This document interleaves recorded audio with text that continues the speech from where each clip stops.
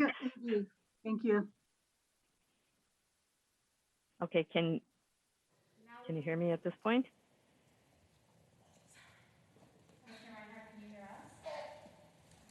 Okay, I can hear you kind of. Turn my mic on. Commissioner Reinhardt, can you hear us? Yes, I can. Okay, great. We are here and ready to go. Okay. And let's see who we've got on.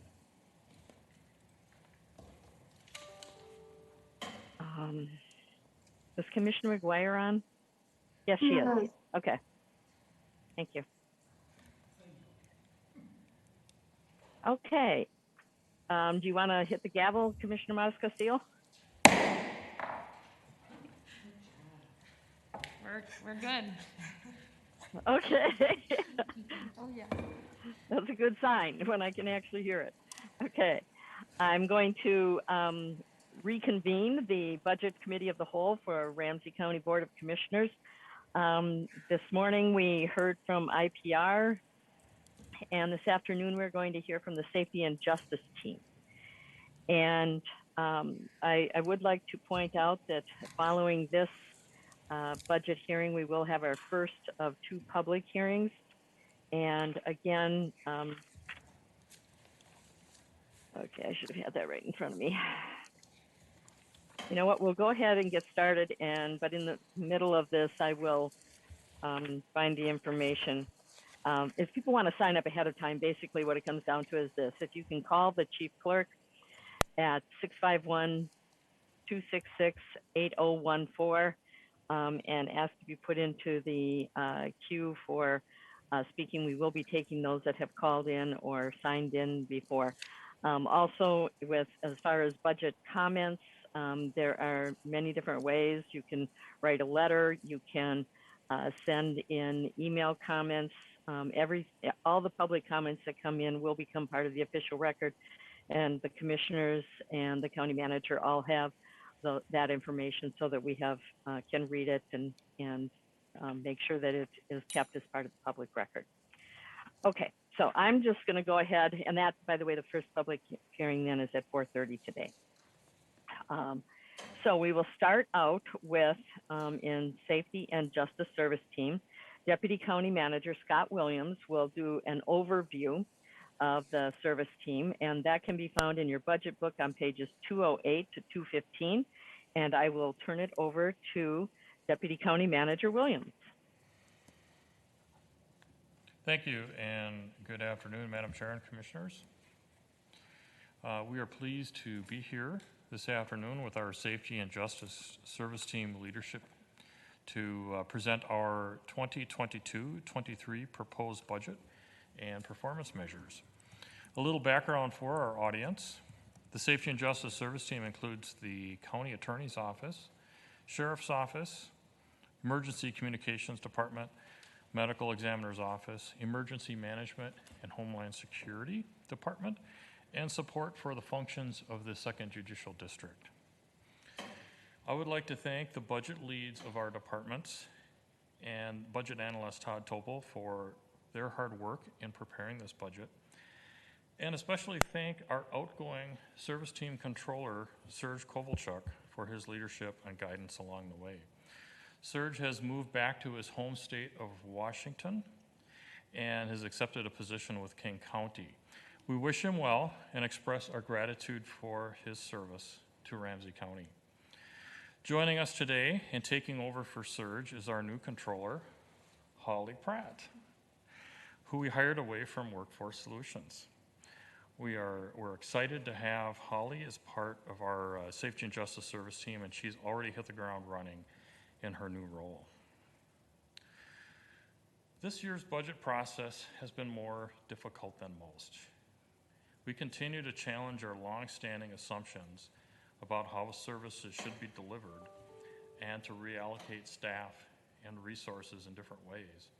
But it has been tough to balance a reduction in expenditures with the need to continue dedicating time and resources to justice reform efforts to prevent them from stalling. However, we owe it to our residents, many of whom have been hit by economic crisis and are being squeezed by housing costs to have these tough conversations. We owe them that. Innovation, reform, and transformation will continue in our departments, despite significant cuts that are necessary to meet our budget. In fact, there is so much reform and transformation work going on, it is difficult to keep track of it all, and we're still trying to catalog everything. We have restorative justice circles, bail reform, mental health co-responders, child welfare co-responders, pre-charge diversion, pre-trial diversion, treatment courts, community input into charging decisions, body cameras, start by believing, reducing criminal fines and fees, warrant resolutions, sealing criminal records, body-worn cameras. Body-worn cameras twice, I guess we've deployed a lot of them. Mental health, wellness in our correctional facilities, and of course, transforming systems together. And this is just the short list. I'm occasionally asked what group oversees all of this work, or what kind of framework has been established to guide all the work that is happening across our systems and our jurisdictions at all of these tables.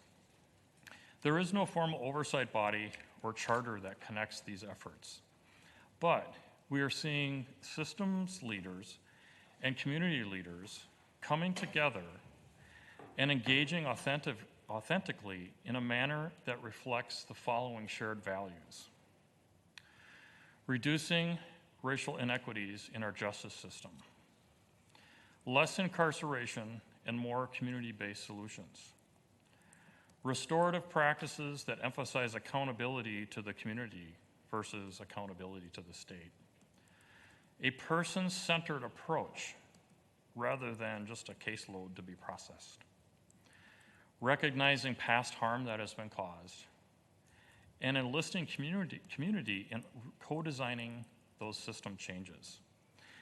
These are the values that I see participants bringing into the room, and that is the common thread connecting all of this work. The most exciting part of my job is to see this work happening and to be part of it. Most reform efforts and some transformation initiatives do not show up as specific budget items since they involve changing the way we do our work or reallocating existing resources. One notable exception I would like to highlight in this budget is additional funding for diversion. Previously, pretrial diversion was funded out of a contract administered by the Corrections Department. Going forward, diversion services will be funded by a contract managed by the County Attorney's Office, and their base budget has been increased by $800,000 to reflect this change. This is a strong statement about our commitment to creating alternatives to a criminal record and incarceration. This will fund both diversion services of felony cases directed by the County Attorney's Office and misdemeanor cases directed by city attorneys. We will need to engage in a dialogue with cities about their role in cost sharing for the misdemeanor diversion services, and we'll want to make sure that diversion services are offered in an equitable manner that does not result in new fees for participants. I've said for years that one of the most transformative things we could do in public safety is to bring public health and social services interventions into the initial response phase, essentially at the time of the 911 call. We started 5 years ago with transfers to the crisis line and expanded more recently with mental health co-responders. With increased interest in alternative responses to 911 calls, most notably St. Paul's Community First Public Safety Commission, I asked leaders from the Emergency Communications Center and Social Services to get together to anticipate some of the recommendations that we might see coming out of these community conversations. That resulted in meetings, which then progressed to social workers sitting along with 911 call takers on the job, which in turn progressed to 2 social workers going through our 911 telecommunicator classroom training. The insights and possibilities that emerged from this engagement resulted in ideas for new approaches in responding to certain types of 911 calls that do not require a law enforcement or emergency medical response, but reflect an urgent need for timely social services or public health interventions to prevent escalation. My team is working with Health and Wellness, along with Policy and Planning, to present the board with a plan in the coming weeks to move this work forward in collaboration with St. Paul, other cities, and with community. It will involve an expanded co-responder model and include non-traditional response options that will provide opportunities for community to have a role in designing what those appropriate responses should be. It will also focus on violence prevention efforts through a public health lens with an expanded Healing Streets response capability. We've talked for the last few years about no wrong door. In a way, this is about bringing the front door for our wraparound services direct to the resident's door in real time in the moment of crisis. This initiative is not reflected in the current budget proposal before you today, as it is still under development. But I bring it up today to emphasize my earlier point about how serious we are about continuing our transformational work. Sometimes reform is not about something new, but instead something you're going to stop doing. I lift up as an example the courageous announcement by County Attorney Choi last week on declining charges that arise from pretextual traffic stops. I stand with him in our collective determination to change practices that have increased racial inequities in our justice system. The presentations you will hear from our departments this afternoon will demonstrate a continued commitment to the county's strategic priorities while maintaining critical safety net services. Those priorities are aligning justice system outcomes with community values, advancing racial and health equity and sharing power with community, advancing a holistic approach to strengthening families, and resilience, building capacity to respond, adapt, and thrive under changing conditions. Madam Chair, at this time, our Controller, Holly Pratt, will go over the major changes to the budget for 2021.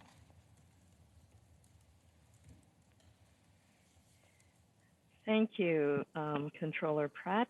Look forward to hearing about those major changes for the commissioners and those that have the budget in front of them. The major changes are overviewed on pages 27 and 28. Okay, thank you. Good afternoon, Madam Chair, Commissioners. My name is Holly Pratt, and I am the new Controller for the Safety and Justice Service Team. While I have the pleasure of presenting the major changes of the 2022-2023 biennial budget, I would be remiss if I did not take a moment to call out all of the hard work from our prior Controller, Serge Kovalchuk. Serge led the budget action team and worked hard to elevate the work of each department while meeting the budget goals. This afternoon, I will walk you through the key considerations and effects of the 2022 and 2023 biennial budget and highlight the major changes which can be found on pages 27 and 28. Safety and Justice Service Team makes up 18% of the overall county budget. There are 6 FTE increases proposed in the 2022-2023 biennial budget. The Safety and Justice Service Team has an overall net tax levy increase of $833,443, or a 0.9% increase in 2022, and $144,934, or a 0.2% increase in 2023. The service team achieved a less than 1% net levy increase for both years, while incorporating operational increases in salary and benefit costs, IS rate increases, and a 6.5 overall rent increase. The service team was also tasked with a levy reduction of $21,125 in 2022 and $116,191 in 2023. That was absorbed by the Office of Safety and Justice, Second Judicial District Court, Medical Examiner, and Emergency Communications Departments. As a reminder, this budget comes on the heels of a $2.5 million reduction in the 2021 supplemental budget, which made the 2022-2023 biennial budget challenging. The service team met the current budget goals set by the county manager and budget team through two approaches. First, realigning the budgets. A deep analysis was completed to realign revenue and expenditures trends within and amongst the departments. Second, spending reductions in personnel. Emergency Communications, County Attorney's Office, and Sheriff's Office will have an increased vacancy factor in this proposed budget. These increases are allowing departments to align with actual vacancy rates and can be achieved through attrition and continuing to hold current vacancies. No layoffs, furloughs, or elimination of positions are proposed. With an eye focused on residents and in alignment with Ramsey County's strategic priorities, department-specific major changes are as follows. The Office of Safety and Justice will no longer be receiving approximately $197,000 in revenue from emergency communications to offset personnel costs, since the staff is no longer splitting time between the two departments. This budget challenge will be addressed by transferring available levy funds from Medical Examiner's Office, District Court, and Emergency Communications. The Second Judicial District Court was affected by the levy reduction as well as the reallocation, with a decrease of $103,249 in 2022. Any budget savings in this department are also offset by a $123,000 or 4.8 increase in budget office space.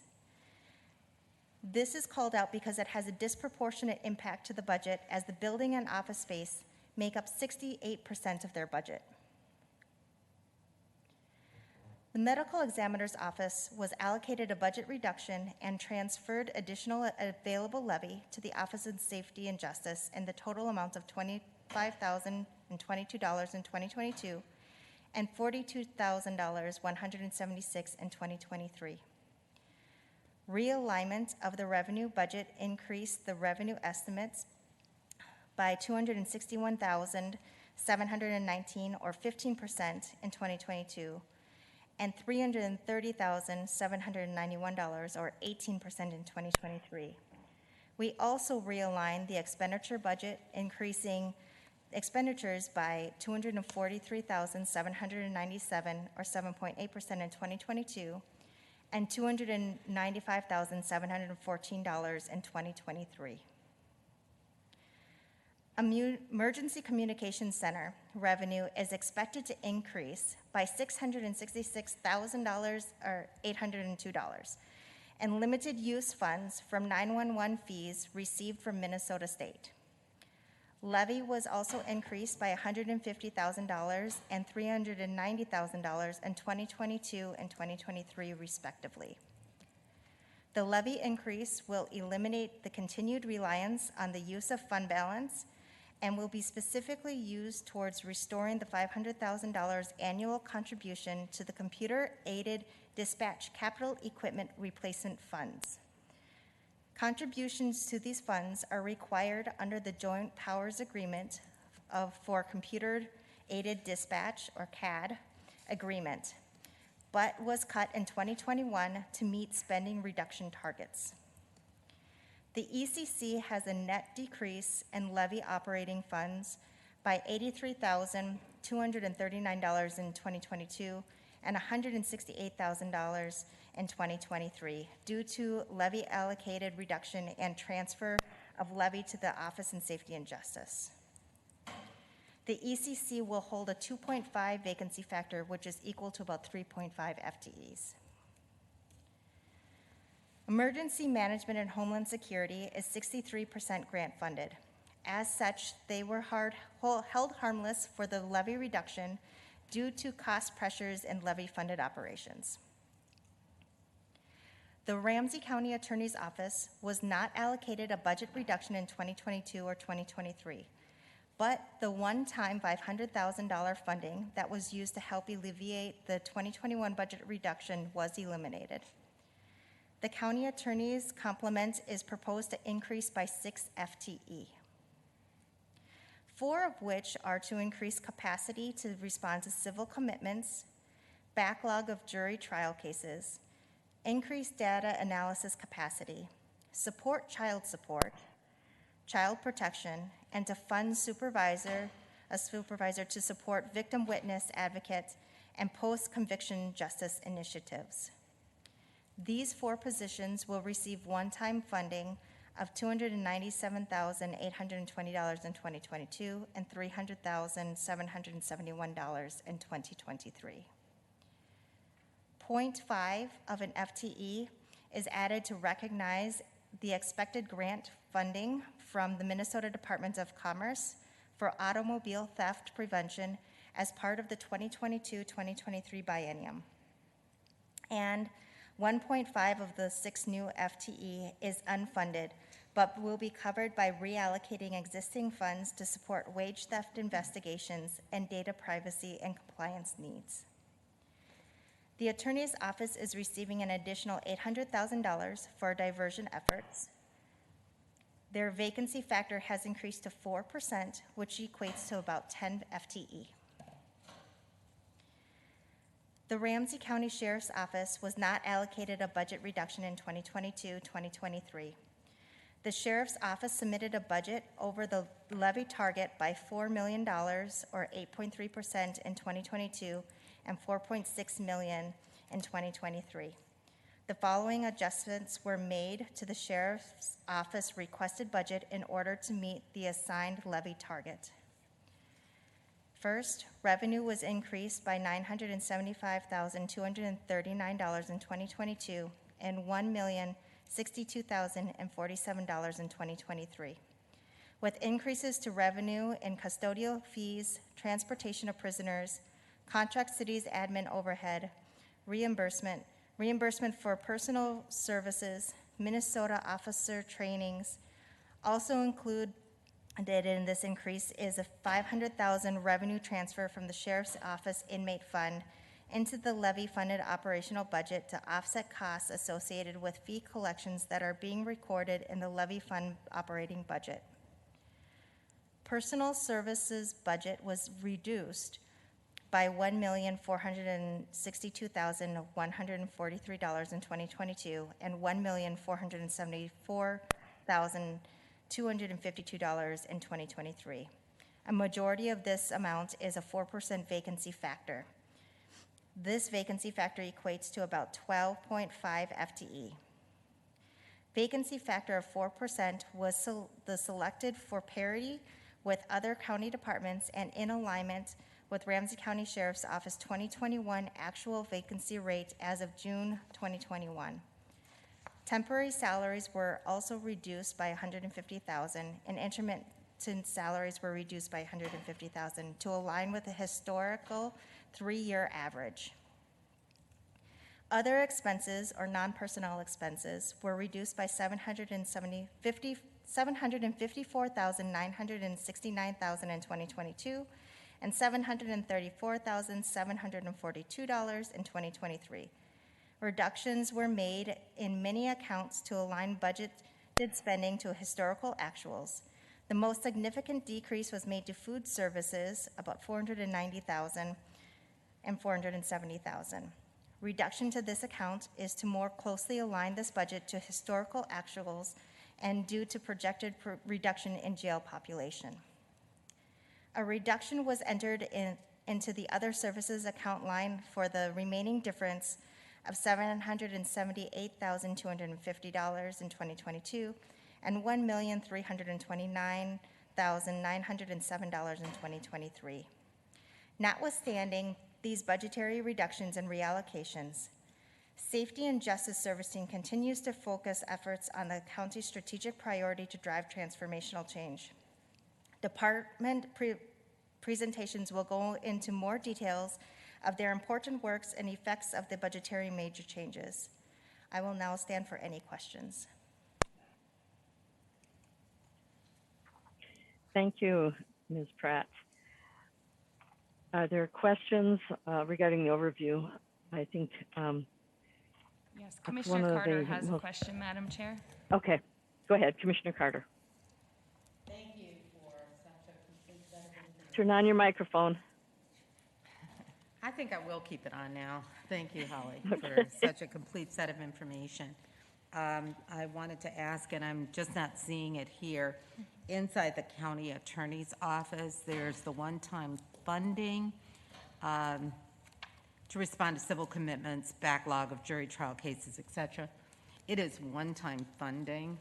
That is not an error, correct? And so we will look forward to hearing then from the county attorney how he sustains the changes as required for the performance of the work.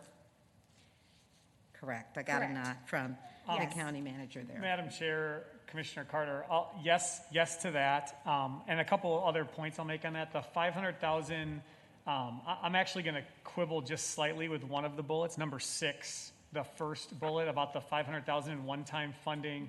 To help alleviate the budget reduction, I actually would characterize it slightly differently, and I missed this in the final piece, bottom of page 27. It was that there's a significant number of transformational change efforts underway in that department, and the one-time money is trying to continue that work while seeing another side where there's not an ongoing budgetary cost. And so I think it goes a little bit beyond just, in that case, a specific connection there. And for this, you're correct. I also want to just flag up front, we are working with the county attorney's office, the 2nd Judicial District, and the city of St. Paul right now aligning around another case backlog related issue that has come up since the budget was developed. That's more of an ARPA conversation. It's an 18-month piece, and the county attorney and I are meeting in a week, and Deputy County Manager Williams and I have been talking about it. That is not reflected anywhere in this budget, and you may have heard conversation about that at various tables. Thank you. Could I ask another, Madam Chair? Go ahead. Go ahead. Thank you. And then in the county sheriff's office, the reduction in the other services account line, was that correlated to historical performance? Correct. Thank you.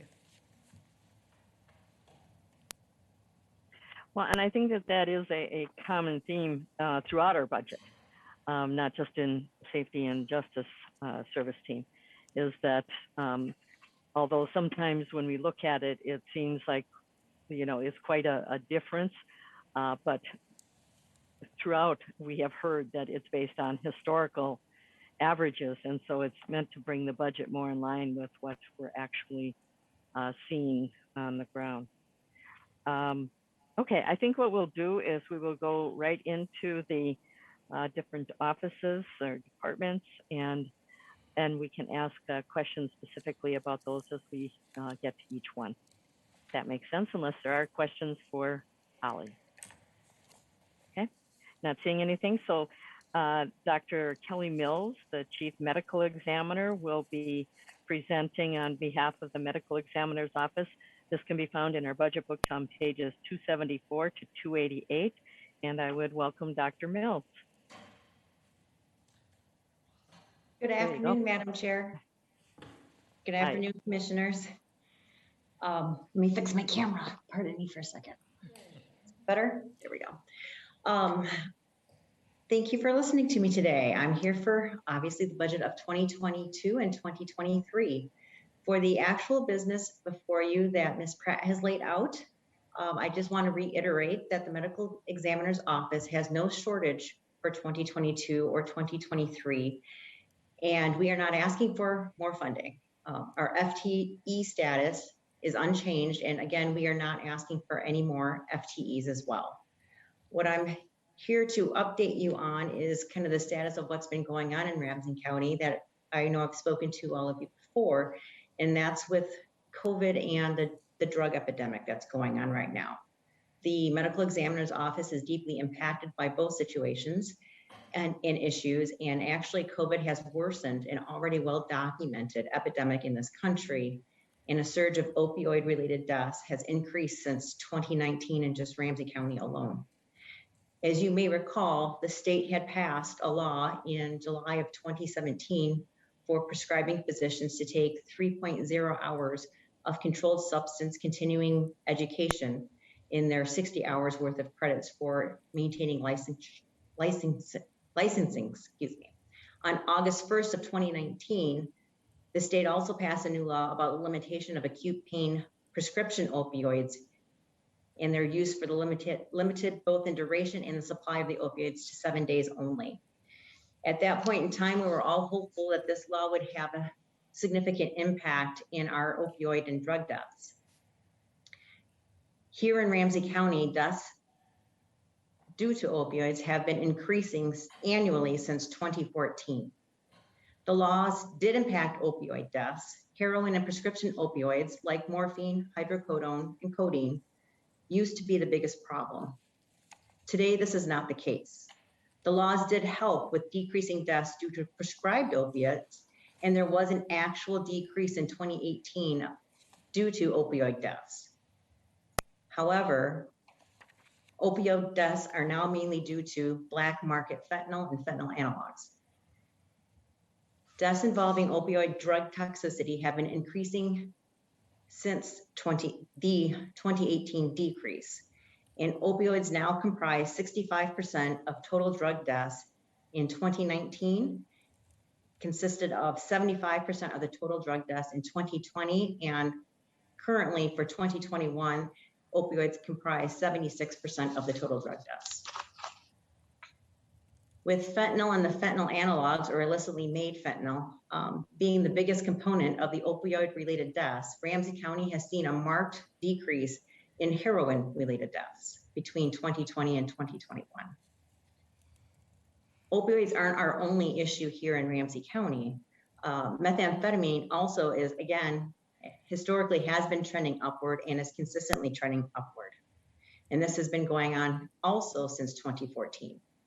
The biggest percentage increase in methamphetamine drug-related deaths occurred between 2018 and 2019. This trend increase is a relevant issue and impacts 2021 and the ongoing years. As for methamphetamine for 2021, we have surpassed the methamphetamine counts from last year, which had an increase as well. These types of drug overdoses, issues, epidemic here in the country as well as in Ramsey County has impacted how we've formulated our budget, because we have to then do a lot more drug testing and more comprehensive or exhaustive drug testing, especially for those fentanyl analogs or illicitly made fentanyl. And that's why our tox budget has increased in our 2022 and 2023 budget presentations. If you have any questions, you can ask me anything you like. Thank you. Thank you, Dr. Kelly. Dr. Mills, sorry. Are there questions for Dr. Mills? Okay. Oh, quick, Commissioner McGuire. Thank you, Madam Chair. Just because we have you here in front of us, Medical Examiner Mills,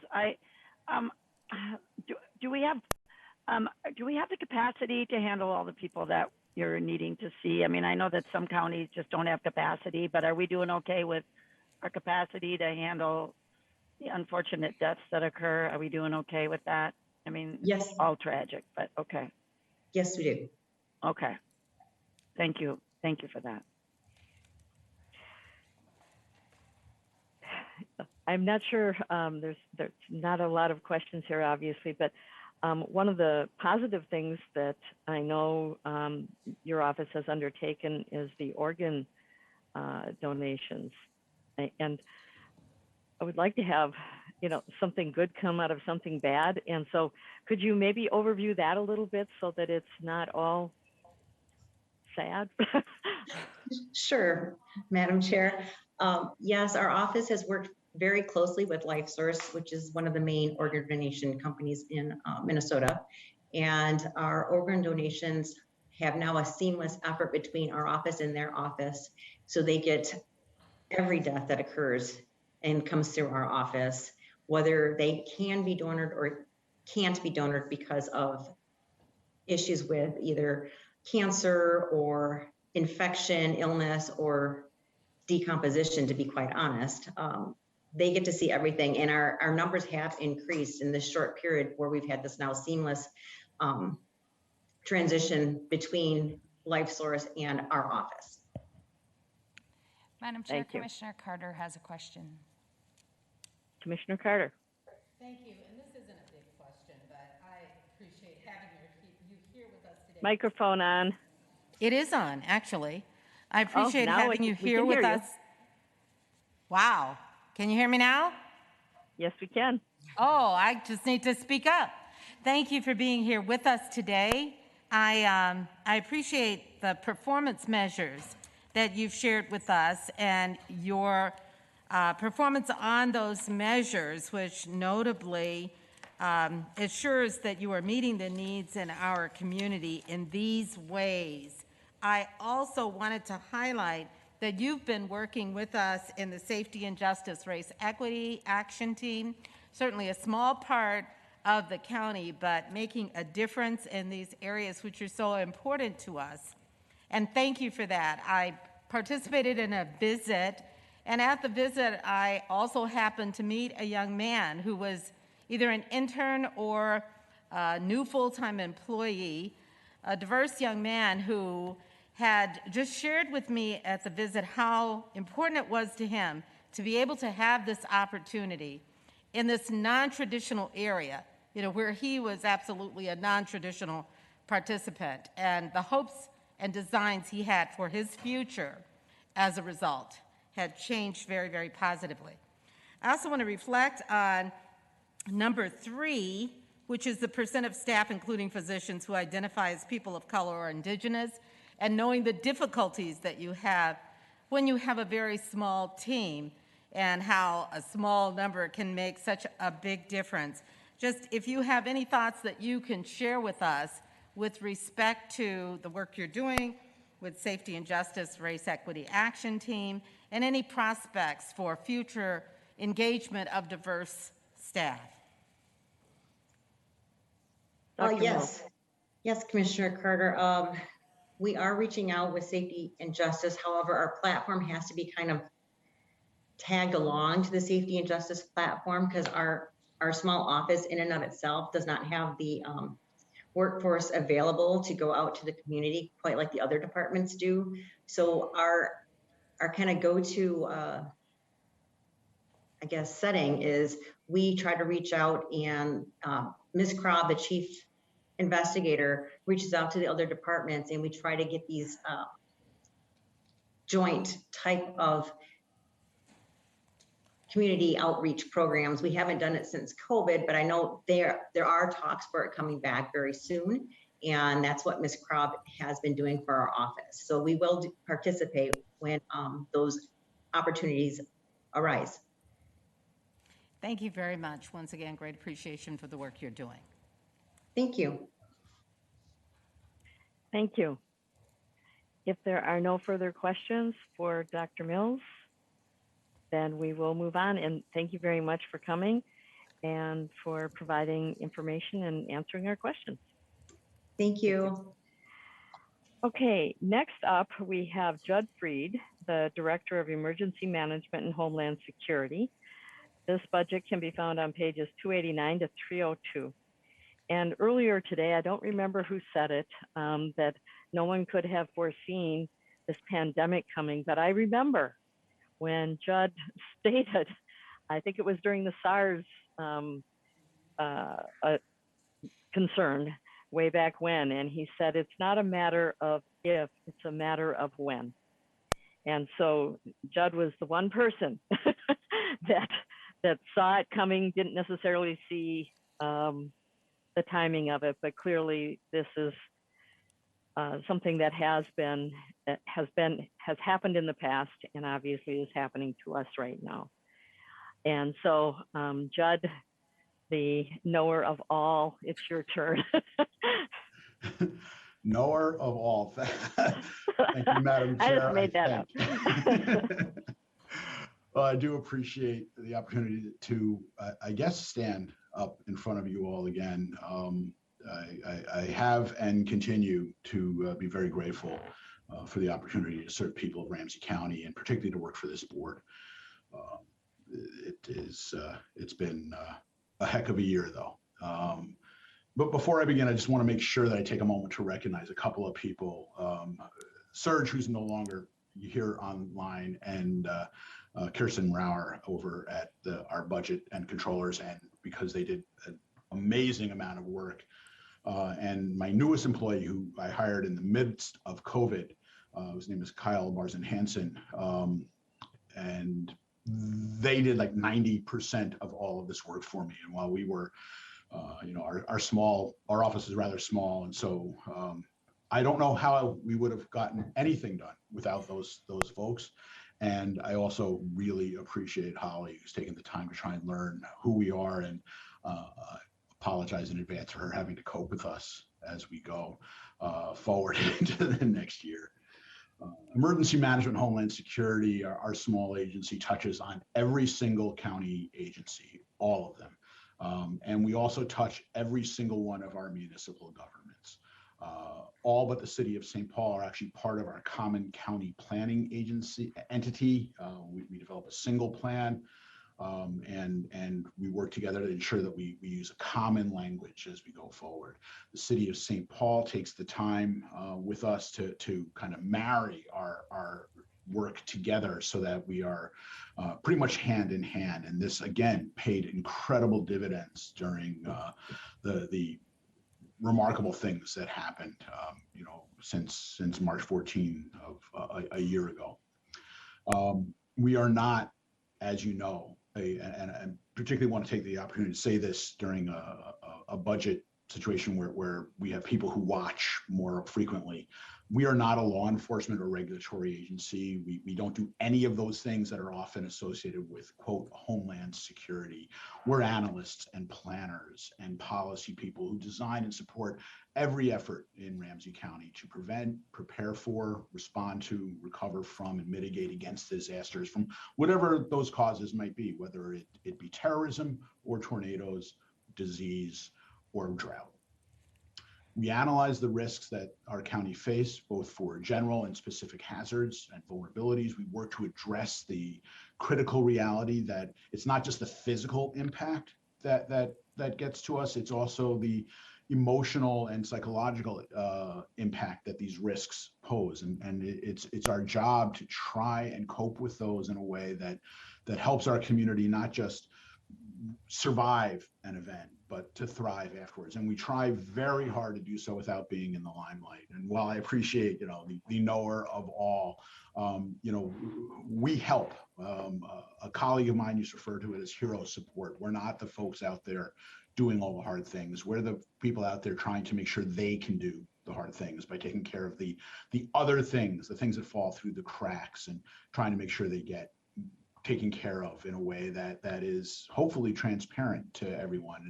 And the fewer people who know we exist, the better we're probably doing our job. It has been quite a year, and I'm very proud of my organization. They have done so much for so many over this last year, and remembering the fact that they too were impacted by every one of these events. We've coped not only with COVID, but homelessness, workplace violence, and weather. And as things have started to become a little more clear and somewhat more predictable, although I realize we're not out of the woods yet, we have settled into what we call a battle rhythm that's sustainable, where we can work. I'm able to actually give people vacation time and to actually take vacation time. I'll only lose about 180 hours myself, but we'll be taking some vacation time and getting things done and settling down to a point where I didn't lose staff during this. These folks all stayed here, and if you guys give me kudos, it's because they make me look good. We're here today both thankful and, however, a little bit discouraged, and it's a strange combination, but it is what it is. We're incredibly grateful for the support we received from this board, from Ryan, and particularly from Scott Williams. As Holly mentioned, we're 63+% grant dependent, and that's for core functions and mandated services, not just for the nice to have stuff. And yet, my leadership bent over backwards to hold us harmless during this difficult budget situation, and we couldn't do anything without their support. On the other hand, we've been successful in ensuring that we leverage every single penny that we do have to meet multiple purposes in multiple communities. We do our trainings and our exercises involving as many people as we can. If we buy a piece of equipment, it serves multiple purposes, and we work to emphasize core capabilities in all that we do, shifting largely from buying things to efforts that will help foster both the resilience of our county as an enterprise, as a government, and a series of functions, and also more and more to try and work on building the resilience of our community members. Our ideas were substantially delayed by COVID, and when COVID and then unrest and the recent droughts, we were tasked into the world of homelessness for a while.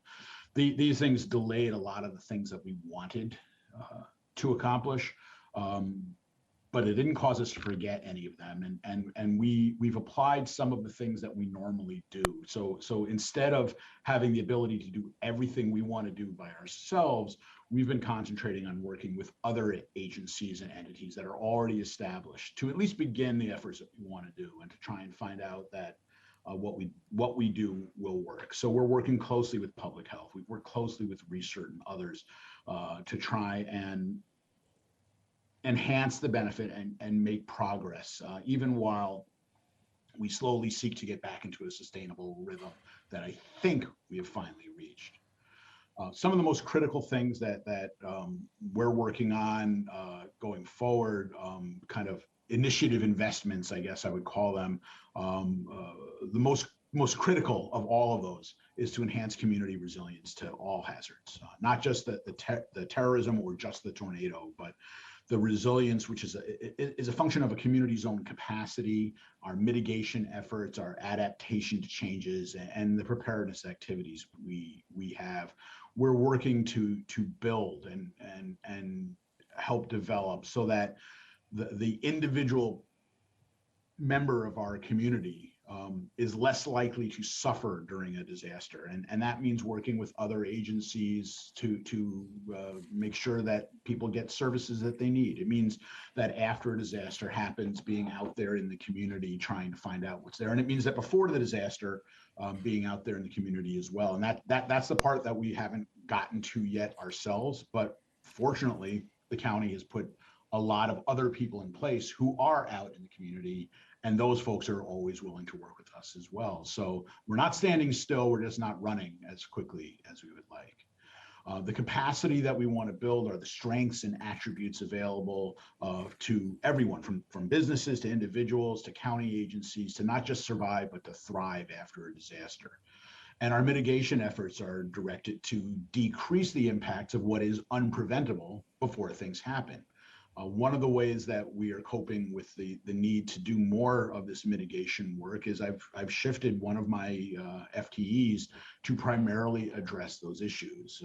He's now spending the majority of his time on mitigation planning, trying to work with our communities to identify projects. Right now, there are federal dollars that are out there for doing some of these projects. We're trying to find things that are ready to put, the shovel to the ground, so to speak, so we can get them going. And it takes effort, and I've got somebody doing just that.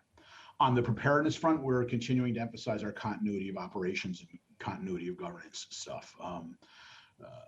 Those efforts, our continuity of operations planning and government planning, really paid dividends in those early days of COVID. Ramsey County redesigned its government functions because our county manager had been paying attention to the concept of continuity of operation, or COOP, you've probably heard that term, for years now. So it wasn't a brand new thing we were trying to shoehorn in on top of everything else. It was something that was built into our function anyway. And I've been able to take one of my formerly part-time people and make her nothing but COOP planning. And so we're meeting now every single week with departments across the county and reaching out to all of our municipalities to assist them as they go. These dividends are things we just can't give up. And then another initiative is that our approach for examining what worked and what didn't work in our various responses. As you know, Ramsey County is the only county in Minnesota that has gone through the arduous process of receiving national accreditation for what we do. We brought in outsiders to look at the things under the covers of how we do our business and received national accreditation. We're going to do the same thing now. Actually, we have done the same thing now as we begin what we call in our business an after action report. Even though COVID is still going on, we're starting to look at what we did, what we didn't do, what we need to do, and how that will change the plans and policies we have in place. And what we need is the ability to not just look at what did emergency management, Homeland Security, or what did Public Works or Public Health do, but what did Ramsey County do? That's more work than my staff can do on their own. If we have a fire in a building or a small storm, we do these after actions ourselves, and we're good at it. But this is obviously a huge effort. And we know we need to look into the community as well, to look at the residents and how they were impacted by our efforts. Again, not how did COVID hurt them, but what did our efforts do to either help or not help? And that kind of thing. So we brought in an outside firm. We have in place, working with procurement, we've put in place master contracts for years now. So now we're actually using them. And so we have experts who are going to come in, take that outside look, and because they're outsiders looking at us, they can't be swayed by what I think about how wonderful I am, right? I mean, so they'll be taking that outside look at what worked, because we want to learn from what worked, and what didn't work, so that we can change our plans. And then that's the second thing that we'll be doing, is we'll be applying those lessons that we get from this after action to our emergency plans so that we can make those changes.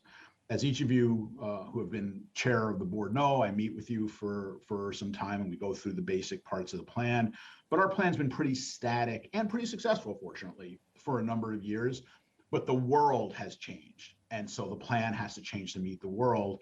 And sometimes when you and your staff are focused in on writing something like that, making those changes is hard. So we've elected to go outside, bring in somebody who will look at us and tell us the truth, whether we want to hear it or not. And we know that not everything worked perfectly, but we also know that everything worked, at least to an extent. So we're on the right track. The question is, are we in the center of that track or not? We want to make sure that that's where we get. Now, we know that grants are not likely to continue forever. Thank you for allowing me to work with NACO and other organizations to try and keep that grant funding coming. It does take a lot of work, and I do appreciate that. But our approach overall with that work and with our day-to-day work here is pretty simple. We don't need to own or control every possible asset or function ourselves in order to protect Ramsey County, right? What we need is to know what we have in Ramsey County, where we can ask for the things we don't have, and what that difference is. And my deputy director, Christy Stauffer, has become the state's expert on that. In fact, she's recognized by FEMA as the person to go to in Minnesota on these issues. And we're taking that whole concept of, we don't got to own it. We just need to know who does and how we can get it, and where and when we can request it. And if we can do all that, we can leverage everything, not just the funding that we have, but also the work of all of the departments of Ramsey County to try and build a county-based resilience model that will help us in whatever it is that's coming next. Because that's the one thing we know is that, when COVID is a thing of the past, there's something else coming down the pike. And that's sort of the way that we address every aspect of our work. I'm more than happy to address any specific questions about the budget or our agency or where we're going, and available for your questions as you wish. Madam you, Chair, I Judge. do have a question. Commissioner Modis Castillo.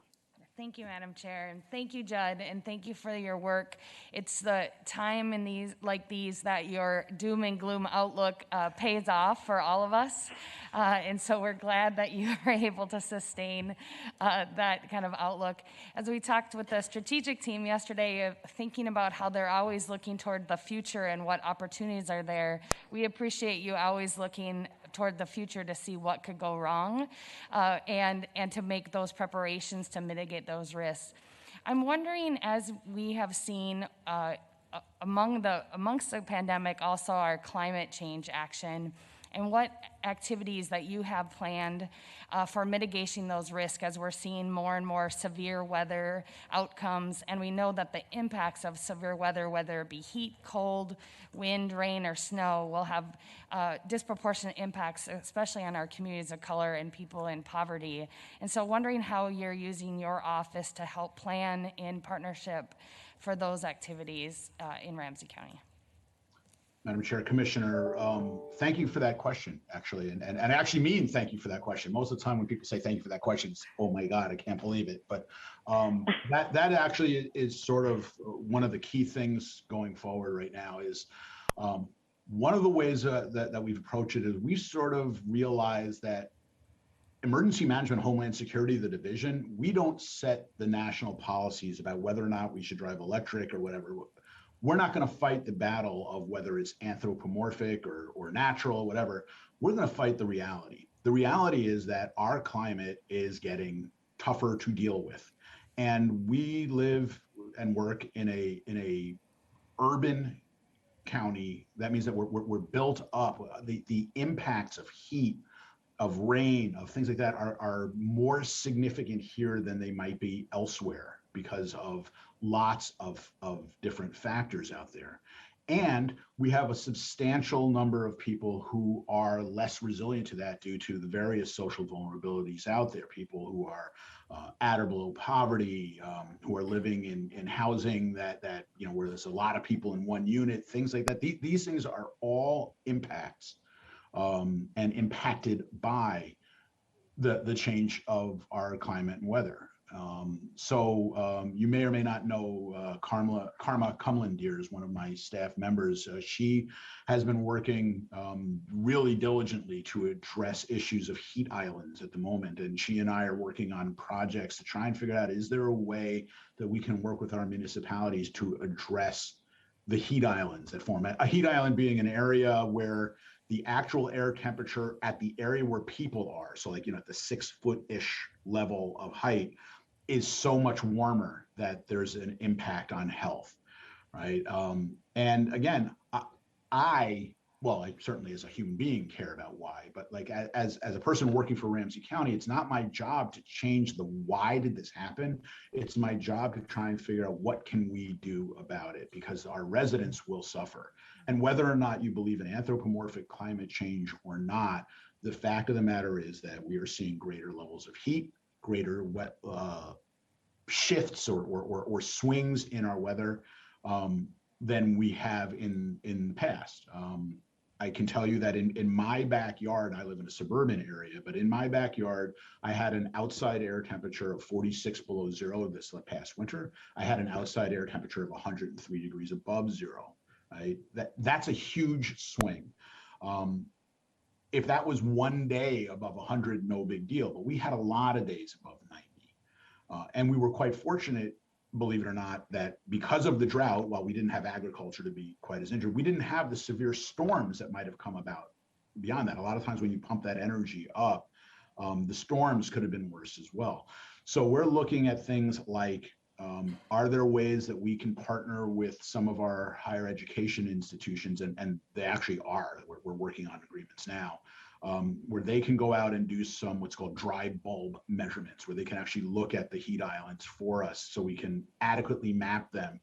And then if we know that, this particular corridor is more susceptible to heat or rain, we can work with public health, with our human services departments to make sure that there's more aid there. Then we can go to the zoning and building department folks and figure out, is there anything we can do? Is there green space that can be developed? Now, I won't develop the green space, but we can bring evidence to the community about what might be needed. Perhaps things like rooftop gardening, things that aren't in and of themselves too controversial or too difficult to do financially, but that actually are shown to make a difference elsewhere in the world. I am not a believer in the concept of the best practice. What works in New York City would not work in Maplewood, Minnesota, right? But the lessons that they learned, that there are little things you can do here and there to address the realities. That's what we're trying to do. We're trying to take what are those little things that can be done, and work them into all of our plans. I know for a fact, Commissioner, that if there is a thunderstorm that dumps a bunch of rain, I have a much greater chance of localized flooding here in the urban area than I would if I was in a suburban community that wasn't built up, or an exurban or rural community where it would all be absorbed into the ground, right? So we can work on those plans and then spend money on things like pumps and public works projects or raising a road or what have you. But I'd like to do them all based on some form of evidence, so that it's not our guess, but it's our facts that guide where we go. Thank you, Judd. I look forward to hearing the results of that work as we move forward. Well, and I guess I would have a comment as well. I mean, one of the things that I wrote down here when I said you were the knower of all, the fact of the matter is, the scariest things to people are the unknown. And you're right. And I recognize the fact that you are not the entity, the person that are going out and implementing or doing some of these things. But without the knowledge that you have, we wouldn't have the impacts or the mitigation efforts that we have. You help us to know how to prepare, how to enhance the efforts, how to make progress, and how to decrease the impacts. And so, in other words, you help us to be resilient. And the acknowledgement that once you get through one, we start the cycle all over again, because there's always something else that's coming. And trying to engage people, give them the knowledge so that in some cases they're not paralyzed by fear, that they've got some tools. And so knowing what to do, what can we accomplish by working together and by educating people. And again, it's not judgmental. It's just, what are we going to do? But you need to understand the problem before you can figure out what the solution is. And so, I was kidding, but at the same time, I do think that the information that you research, that you pull together, the policies, all of these things have a huge, huge impact on how we make progress. Commissioner Madam Chair, thank you for saying that. I just want to point out, and I know it's an old hat type of thing, but I've tried really hard to mention other members of my staff, and I'm a geek, right? I've lived this now for 30 plus years, but my staff are the best in this state, and they are, all of them, working to try and find new ways to do different things at different times. We've given up just doing it the old way, whatever the old way was, and we're trying to find new ways. And we'll bring you what we suggest as courses of action. We fully understand the choice is yours and how we go, but I appreciate your mentioning that's what we do.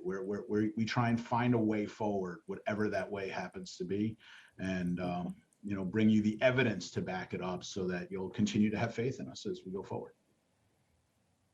Thank you. Okay, are there any other questions or comments? Commissioner McGuire.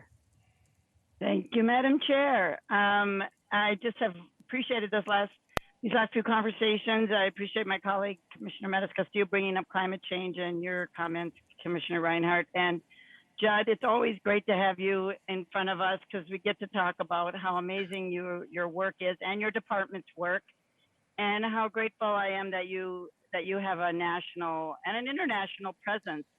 And it's so important that the work that you do, that we do, really, I think is brought to the greater level. I was on an executive board call for NACO last week, and we talked about resiliency, and I was happy to say, well, I know that Judd Fried is working on all of these things, and we are really trying to lead the charge on how do we be ready for these things, because they were talking about how we need to be more ready. So I'm just grateful that you're involved in all of that. And we know that this is really important for our residents in our county and in our state, but of course in our country, because we're all going to be affected by a lot of this work. So just thank you for being evidence-based and for actually just what I really appreciate is how you talk about these issues in the least a controversial way as possible. Because I think, you know, some of these issues can be controversial and we need to really try and avoid that. And you really do talk about them in a way that people can accept and understand. And I'm just grateful that you're doing this work in our county and continue to find new ways to do things and continue to be proactive and resilient and be ready for these things so that when they do happen, we, as you have said, have the least amount of negative impact on our residents, and that we're able to really survive and thrive throughout them. So just thank you for all of your work and please convey our thanks to your entire staff, which I know is small and mighty. So thank you. Thank you, Commissioner. Much appreciated. Okay. Thank you. We will now move on to, and we're a little behind schedule, but we'll see how, we never know where this is going to go as far as the amount of time, but we try to stay on schedule as much as we can. Next, we have the Ramsey County Attorney's Office. County Attorney John Choi, I believe, is here to present. The budget for the County Attorney's Office can be found on pages 226 to 239. Welcome, John. Thank you, Madam Chair and members of the Board of Commissioners and to the County Manager. It's a pleasure to be here today, and I want to thank you for the time to go over the budget here today and have a conversation about some of the needs of the department. First of all, I want to start by saying this, is that, you know, this past year, going back into the 2020 calendar year and this year in 2021, this has been a very challenging time for the County Attorney's Office in many, many ways. And it's not challenging for me, but it's really my staff. I have to first acknowledge and recognize just the tremendous work of the dedicated men and women of my office who really have endured having to, just like other public servants across the county, to adjust to doing our work in pandemic times, right? And then also too, with respect to the budget austerity and the things that we put in place last year because of the tight budget conditions. Last year, as you, some of you may or may not know, one of the things that the county manager asked me to do was to do everything that I could to return money back to the general fund after the end of the budget year. And we were in partnership and in collaboration, we were able to do that. In fact, we did, we returned $1 million to the general fund. And we did that by really holding open 30 positions, delaying them or not filling them throughout the entire 2020 year.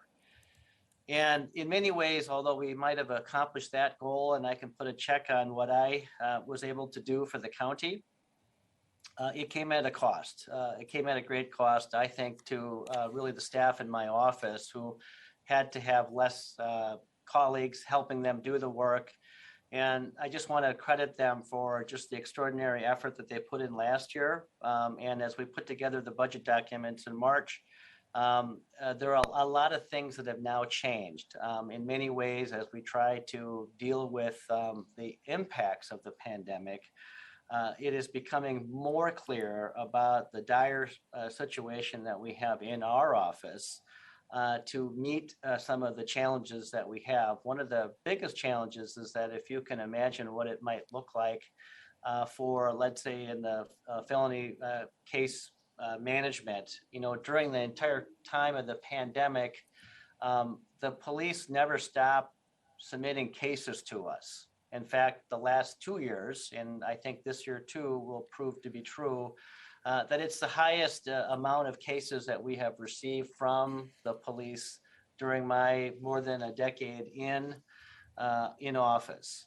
And so as these cases come in the door, we did everything that we could to dismiss the cases that we shouldn't prosecute, to resolve these cases, but still with the backlog and available courtrooms and the ability to try these cases, a lot of these cases just started piling up, right? And today, in my trial division, we've got prosecutors who have 3 times their normal caseload.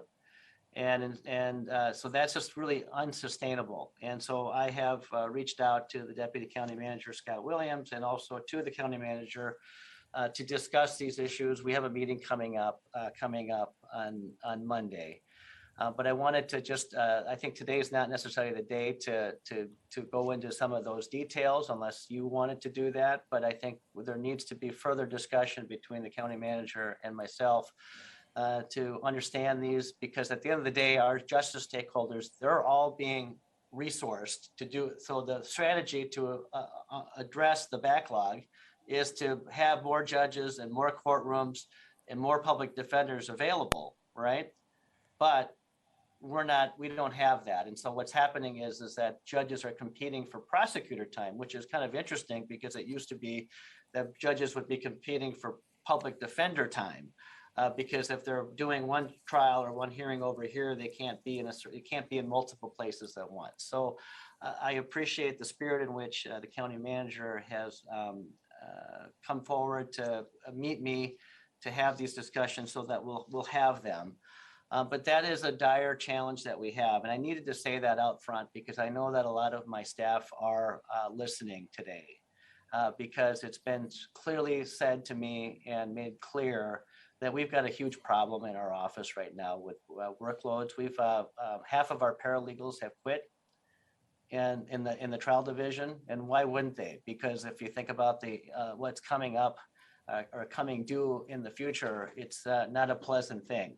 At the same time, we've got a prosecutor who just recently left to go into the private sector, but those are things that are very uncommon.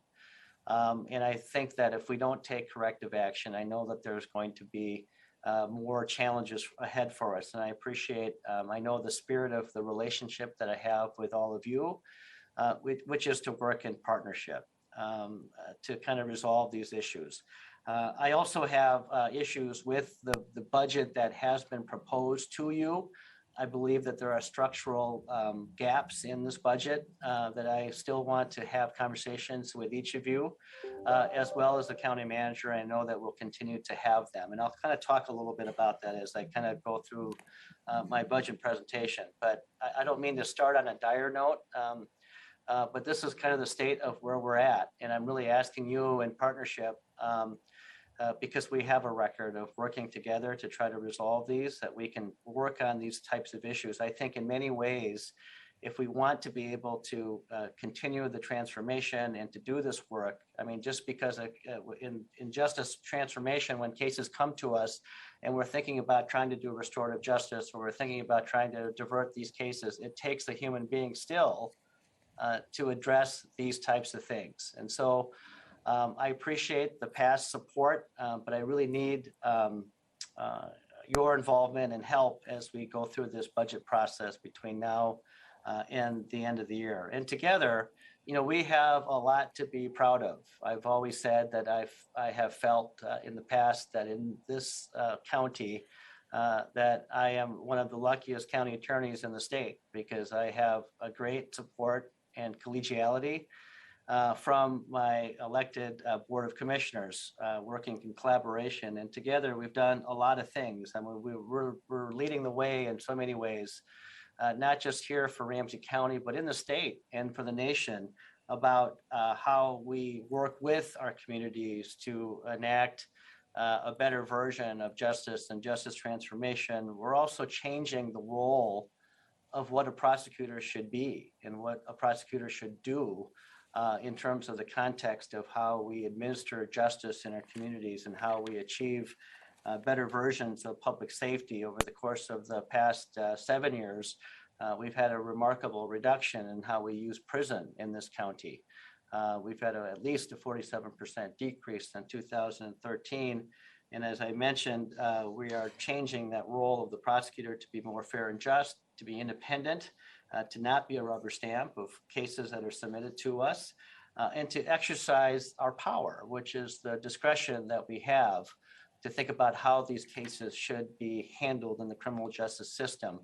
We have taken very seriously our role as the administrators of the front door, so to speak, of our court system, and to really forge a new path and a new way. And of course, aligning with your values in this county, without question, one of the things that Ramsey County is doing that we're doubling down on is leaning forward into racial equity and bringing that into the work of the prosecutor's office to correct for past injustices and inequities. And through that, and through the investments that you have made over the course of this past budget cycle and previous ones, we've done a lot of work. Obviously, I'm not going to go into detail here, but we've transformed a lot about the way that we think about sex trafficking and how we employ a safe harbor approach. When Governor Dayton created a task force around child protection, it raised a lot of issues about how the system could respond better. I want to thank all of you for providing those additional child protection resources. In fact, that's probably where the biggest growth in our office has been over the course of the past many years. We've also done a lot of work, and I want to thank especially Commissioner McDonough for the leadership and providing additional investments to how we think about and work on sexual assault cases, those investments in public health and in my office, as well as the police, because as you might recall, we actually incubated some of those positive changes in Roseville as well as in St. Paul to develop more resources, and in our own sheriff's office to put more attention onto these investigations and also create a collaborative type of working environment in which we're working on these cases. And we had a board workshop recently, and I think you were able to see some of the positive changes that were occurring. We've also done a lot of work around incorporating collateral consequences into our work. And again, that was because we were able to hire an additional attorney who specifically focuses on mitigating collateral consequences in our office. And that work has proven to be one of the most important things that we have done over the past few years, because we have mitigated significant collateral consequences. In many instances, it would have involved someone's removal from this country. And those instances are, getting close to about 50, I would say, in terms of those types of mitigations. That's really hard work, but we're really leading the way around doing that.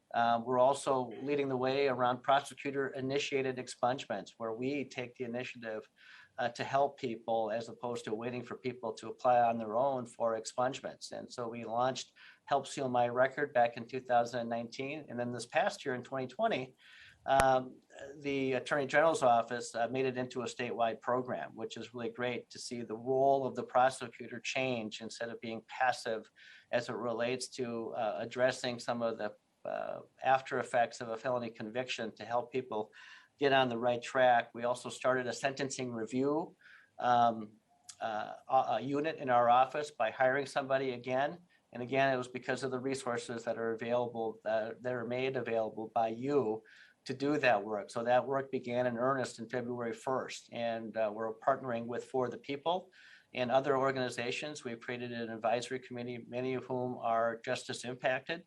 And we're doing a lot of great work. And I know that we're going to be able to also mitigate sentences that we have imposed historically in our past, but now that we see things in a different way, the prosecutor can take action in that regard. I'm really excited about that. I know that there was some discussion earlier. Yes? John, we are kind of limited on time, and I know that you had some issues that you wanted to talk about. So it is really important to know what your office is doing, but if there are budget issues, I'd really like to get to those because we're going to run out of time otherwise. So could you refresh my memory, because we started late? It's 2:21 now. How much time do I have? Well, we had included here, let's see, about 40 minutes. Okay. Yeah, what time do we 15, start? 25. I don't know. I don't know either. I just know, I mean, but you're talking about the accomplishments, and I appreciate that. But we want to make sure that you get the time that you need to talk about the budget issues. So I guess you can use your time the way you'd like, but if you wanted to talk about the budget issues, I don't want you to lose track there. Plus, the time that's on our agenda is also including any questions that may come up, and so we want to make sure that we try to get through it. So it's up to you. Right. So, well, I'll try to hurry up here and just kind of get through some of these things because I think these are important because they go to Yes, your I agree. investment. Okay. So, Mhm. I'm saying these not to say to the world that we're doing a good job. I'm saying to the world that it's through your investments that you're making a difference. Right. And I think it sets it up in a way that I think we need to reckon with the fact that some of where we're landing, it causes me some distress and is causing problems within the organization as it relates to meeting the statutory obligations that we have to do something about the cases and the work that is presented to us, right? By whether it's the Child Protection Agency, whether it's somebody needing child support assistance, or whether it's the police actually submitting an investigation to us that needs to have some sort of action, right? So with that, I mean, I think there's been a lot of work that's been happening around the diversion. And I know that there was a question that Commissioner McGuire that you had in a previous budget hearing. And I'd be happy to answer those questions, but we are dramatically increasing the numbers of cases that we're diverting. In fact, I will tell you that at the felony level, we are diverting more people than there are at the misdemeanor level through our Justice Point agency. Now, I think there are some other cases that other agencies might be doing, but that's really upside down. I mean, in most jurisdictions, it's the other way. We would divert more cases at the misdemeanor level than we would at the felony level. And I'm really proud of that work. And I'm also proud of the fact that with respect to race equity, something that's important for this board, we're half of our population for diversion are African American. And so I think we're doing a lot of important work around that diversion, but I want to remind this board that it was through the authorization of some capital expenditure dollars to improve our LEC space of about $1.5 million in additional resources that you were able to give to us that has allowed for that dramatic increase. And I think we're poised to do some more things now that we have a contract in place with Justice Point, and we can get to that budget item as well.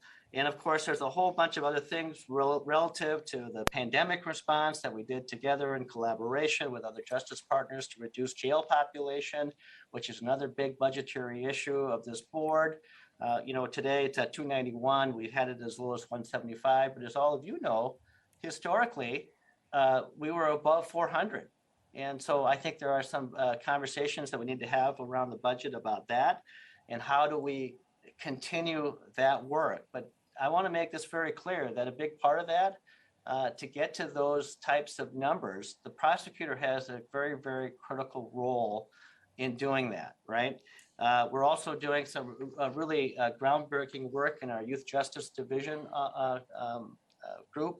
And this is not the day for it. We'll have a budget workshop, I'm sure a board workshop in the future to get more into detail about that.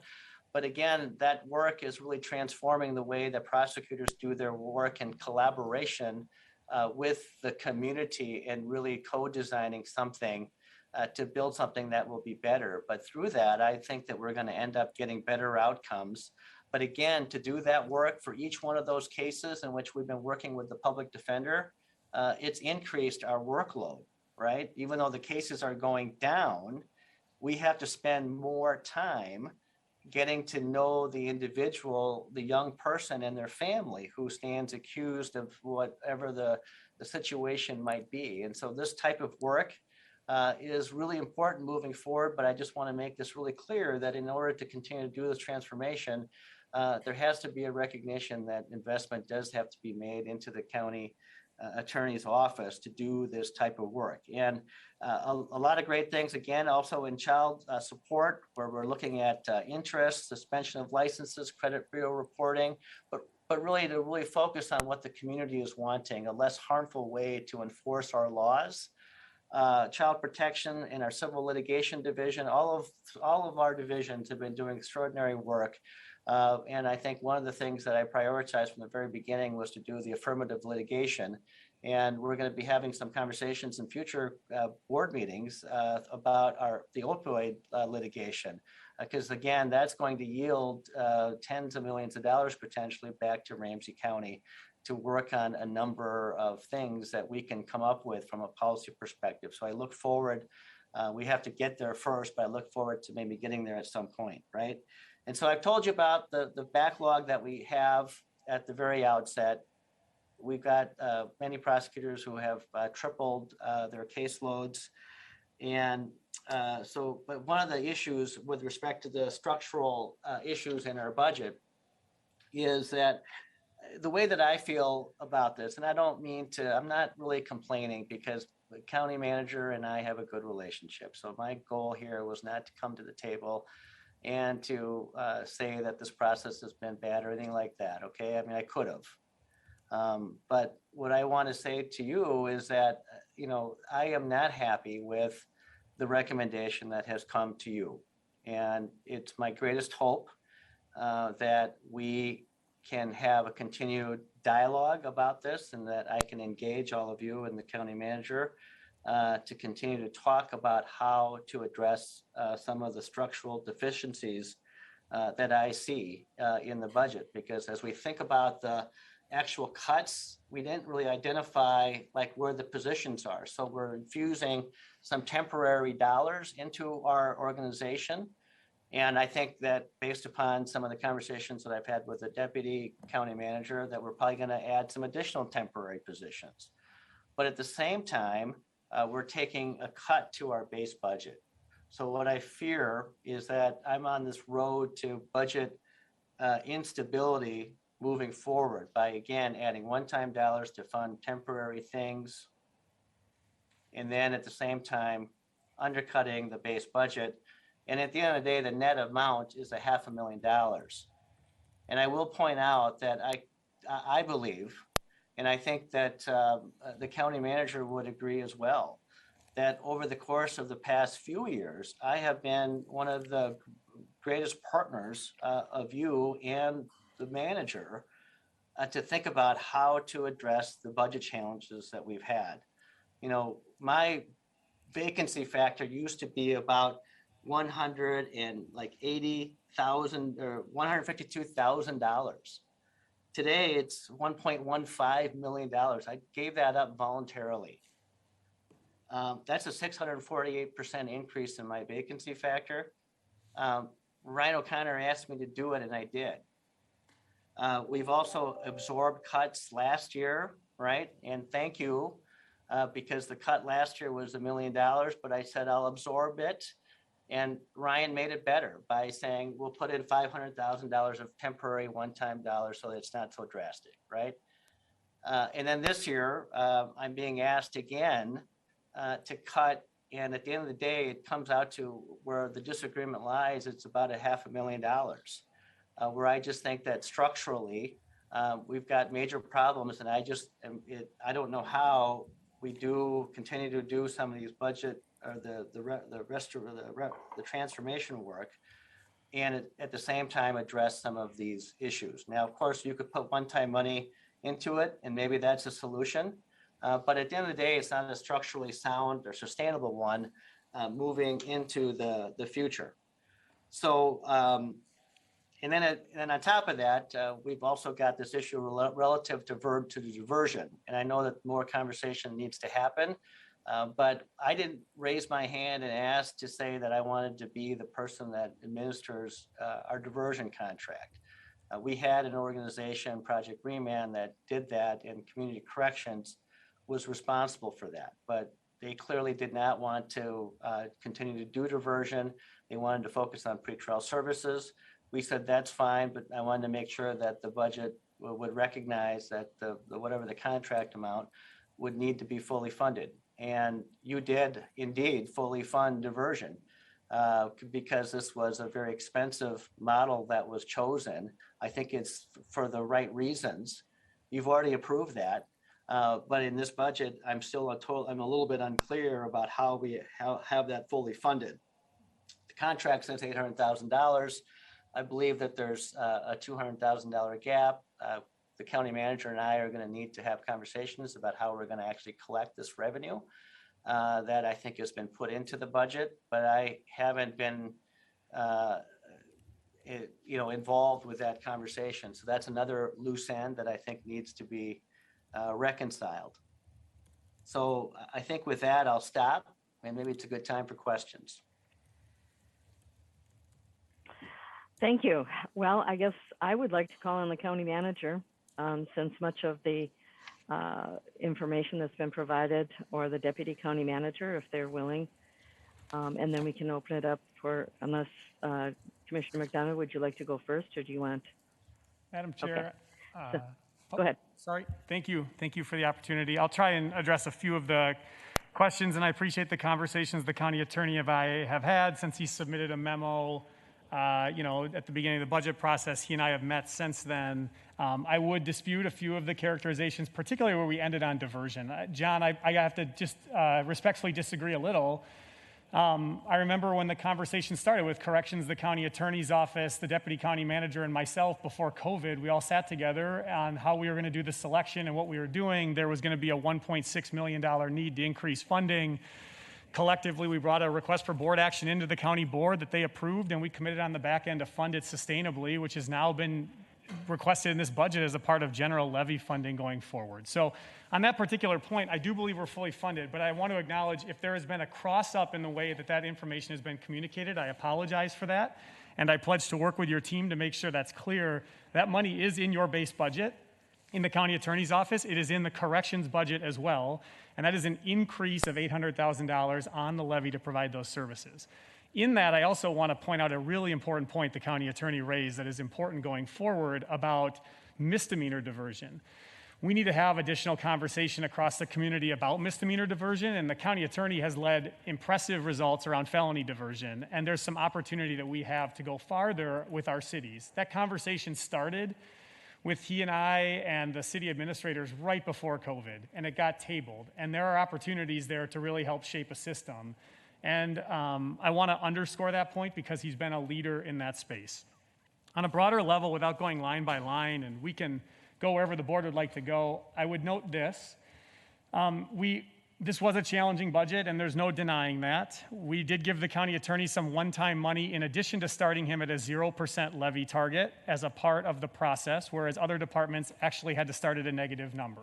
That doesn't make it easy, and his points are well taken. He has also been an extremely effective steward of the county tax dollar, as he cites. And so part of what this budget does is ask to not end the year with large surpluses, but to spend the money that was previously allocated that was not always being spent in the past. And I don't want that to come off in any way as anything other than a commendation to a county attorney who has managed his budget exceptionally well. And in tough times now, that provides him with budgetary flexibility in a way that we hope he will utilize to be able to add 6 FTEs to balance a budget that on the whole comes out slightly positive across the 2 years in total amount in terms of percent, but also allows him to do many of the things he did. The case backlog is an ongoing issue that has come up. County Attorney, I'll share the August 27th memo that you sent my way with the board so they can see it to help frame the conversation here. That August 27th memo lays this out. I did have a chance to talk to the chief judge, who highlighted approximately similar language from what he has said. And so I think there's alignment here that there is a backlog need. I don't think that's a general levy issue to solve in the budget, would be my submission to all of you. And I'll end on this. We talked to many departments about this through the process. We looked at the runs, and we're going to end here with the county board before the process is done, looking at county levy funding since 2014 across all of the organization, trying to understand what we see and what it looks like and what it tells us. That helps remove it away from any individual people and personalities to the broader trends we see. And this is a budget that's up 36% in the levy funding from the county from 2014 to 2023 as proposed here. That's not good or bad, it just is, right? And we're balancing that with the other spaces where we sit as collaborative partners, the county attorney being one of the key partners in many of those spaces, where we need to fund things in mental health services, in crisis support, in alternative 911 response, in public health. And it's this balancing act that we play, and it is challenging. And so I don't stand in opposition to the work the county attorney wants to accomplish. I want to work with him and the service team and the department to do it. I appreciate his comments here today, and we'll be reflective on them with all of you moving forward. I'll share that information with the board that I just cited. And again, John, I thank you for the presentation and being willing to share where those concerns lie, because it is a difficult time, and we stand together in partnership to do this work. Commissioner Carter also has a question, Madam Chair. Thank you. Okay, I have Commissioner McDonough, McGuire, and then Carter. Commissioner McDonough. Yeah. Yep. Thanks, Madam Chair. Thanks, John, for your sharing your thoughts and your comments, and thanks for the past partnership here. I think it has been strong, and we've been able to work on a lot of things together. I do have to share. I wasn't prepared for what you were going to lay out, and I am a little disappointed here in what I'm hearing from you, in the expectation that you would have got a lot of this worked out with the county manager before today. But I look forward to continuing the conversation. There's a couple areas I do have some disagreement with you too. As when I was chair of the board, I was involved in that change from project remand and the diversion contract, and had to get involved because some of the concerns with the city and stuff, and you were heavily involved in that change there. So, I think, either the memories about how that occurred or our impressions about how that occurred are different, but you were fully involved in that change in the contract.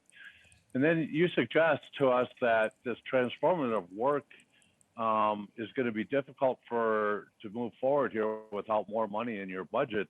And I would suggest that we've been pretty strong in helping fund a lot of transformational work with you, and we'll continue to work with you on that. But not all the transformational work, especially in the criminal justice system, just occurs in the county attorney's office. We're funding that throughout the county, and that's a part of, and a lot of the things that we're able to fund throughout the county help support the work that you're doing, and vice versa. Some of the things that you're doing help lead the way for us to be able to support by funding and being stronger in other areas in the county. So that's one of the strengths that I think, moving to a service team model where you're a part of a service team, and especially within the justice and public safety, where it's not just silos here and it's depending on you for success or the sheriff for success or corrections individually, but all of us working together on that, and then doing that in a positive way here, and recognizing this is a tough year and this is a tough budget. There isn't one department head that hasn't come before us and started off with, this is a difficult year. This is a really lean budget. This has been a challenging budget. But so far, for the most part, we've heard how folks have stepped up and really worked hard in partnership in a way that, recognizes they're a part of the team. They're a part of the Ramsey County team and helping us achieve this mission, helping support the strategies to, support the goals to achieve that mission. And, you've been one of our strongest partners, and I have a tremendous amount of respect for you and the work that you do in your leadership. And I hope that, after today, we'll get back to that partnership. I did hear that. I mean, you used the word partnership a number of times, but I just didn't feel like we were partners here in your presentation. And it was hard for me to listen to that, because I think we've done such a good job working together on this stuff and problem solving and figuring out how we can get the yes. And I just didn't hear the problem solving and how we can get the yes working together in that presentation. Maybe I was not hearing right, or I was tone deaf to some of your messages, and I look forward to continuing the conversation with you. You've been a strong leader in our community. I got a lot of respect for you, but this was difficult for me to hear the way you presented today. Commissioner McGuire. Thank you, Madam Chair, and I'll just continue on. Thank you for Commissioner McDonough and County Attorney Choi. Thank you so much for your presentation. I actually did hear that you want to work with us, and I think this conversation is rightly placed between the board and you and our county manager. We ask our county manager to really bring us a budget that can work with our taxpayers and with the needs that we say we want to have done. But sometimes there is disagreement, and as Commissioner McDonough said, many of our department heads have come to us and said, this was really hard. We didn't get to fund everything, but we're willing to do it. And if they can't do it, and as you're an independently elected official, I think that this conversation then is worthy of a workshop, that we get together and talk about this. As you have said, I want to work with you on this, and I want to continue to do that. And I'm, as a board member, I'm happy to have that conversation with you in a workshop about how we get to where we want to be, because you are a great partner with us, and the work that you want to do is work that we're all committed to, that we all support. As far as I'm concerned, I'll just say I support all the work you want to do. I want to see us do misdemeanor diversion. I appreciate the work you've done in adult diversion. I want to see the coordination with our cities on mental health services, and all of these. All of the work that you've been mentioning is so important, and I don't want to see us be the backlog between the court getting their work done. You're right. We're used to having it be a public defender issue. It's not usually a prosecutor issue. So I know that our county manager has worked really hard to try to bring us this budget, and I really appreciate that, county manager. And I know that you,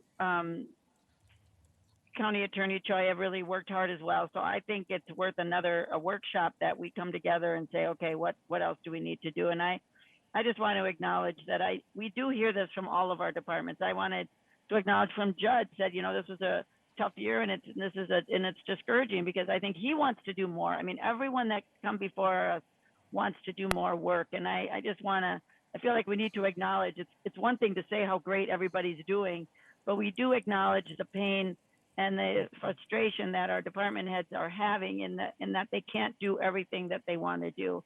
So we just have to come to some place where we can have a budget that our taxpayers can live with while we continue to do our good work. So I just want to say that I appreciate your concerns, and I hope we do have a conversation where we can come to agreement on this. Madam Chair, CFO Alex Kutza would like to respond. Okay, Alex, and then I'll go to Commissioner Carter, and then myself, and then we're going to have to wrap up here pretty quickly. I was going to thank you, Madam Chair and Commissioners. I would have jumped in after you two, but I'll just take the moment to recognize. First, I want to thank County Attorney Choi and his staff for working with us. This was not an easy budget, as he mentioned, and I've been working with him and his staff on this. And I want to commit publicly to continue to do that. I understand this budget is tight, and I committed to the county attorney and his lead finance staff that finance would work with him throughout the year to manage this and make sure that we work with their controller and others, Mr. Willems, to make sure if there are issues that we come forward with those in a timely manner and talk to the board about what those are. That being said, I just want to note a few things that have come up throughout all of the budget hearings. The vacancy factor continues to be discussed. I understand that the vacancy factor, there are, over 300 FTEs in this area. Naturally, they turn over. And the state, just from my prior experience, they require a 5% vacancy factor when you turn in your budget. So a 4% vacancy factor, I think, recognizes natural turnover that happens throughout the year in a larger department or area such as the county attorney's office.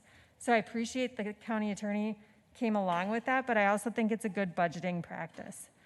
The other thing I wanted to just mention is in foundational excellence, there is 1.2 FTEs, new funded base FTEs for the county attorney's office. And I appreciate John Kelly and County Attorney Choi's partnership on that work and contracting. So I wanted to raise that up briefly. And then the last thing I want to mention is one-time money in a budget is difficult.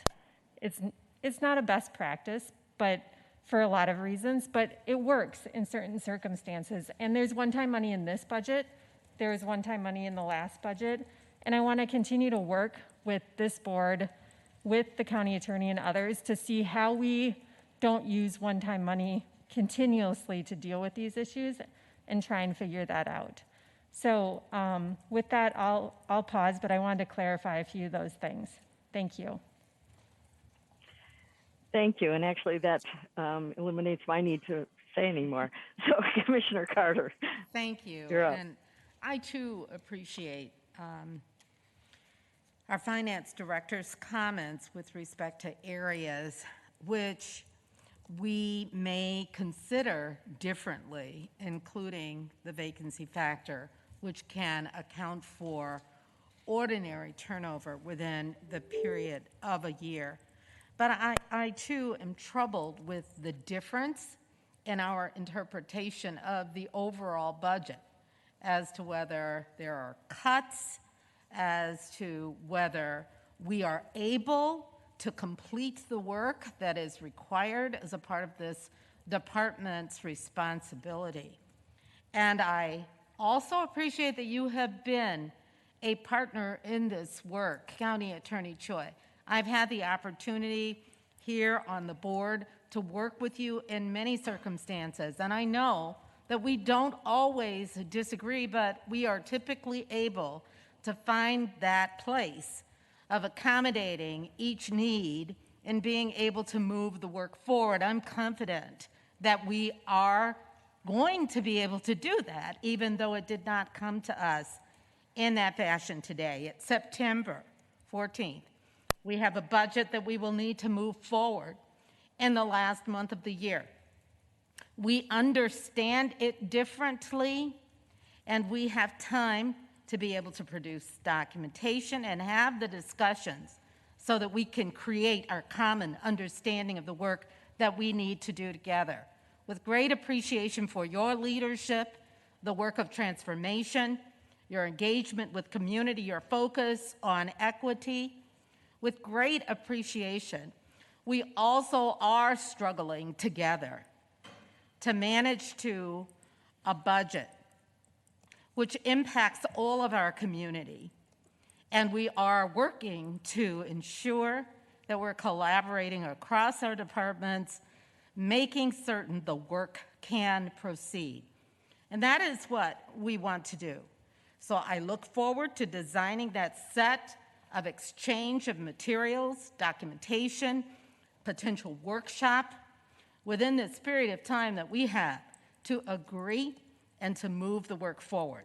But it will require that we understand what the inhibitions are and that we agree to accommodations that will need to be made to ensure that that work can happen. So once again, I appreciate the spirit with which you have come forward to say this does not meet the need of the department to do that work. And I will also appreciate the open conversation that we will need to have about what is required. I'm thankful for the expertise of our budget director and county manager, for your expertise, and for the opportunity for you all to come together and help us to ensure the recommendations we need for our community can be moved forward. Thank you. I am going to have to disagree slightly in that we have to set our maximum levy next week. That means if we make changes to the individual budgets, and there are always some things that come in and different changes that are made, but there isn't time until the end of the year.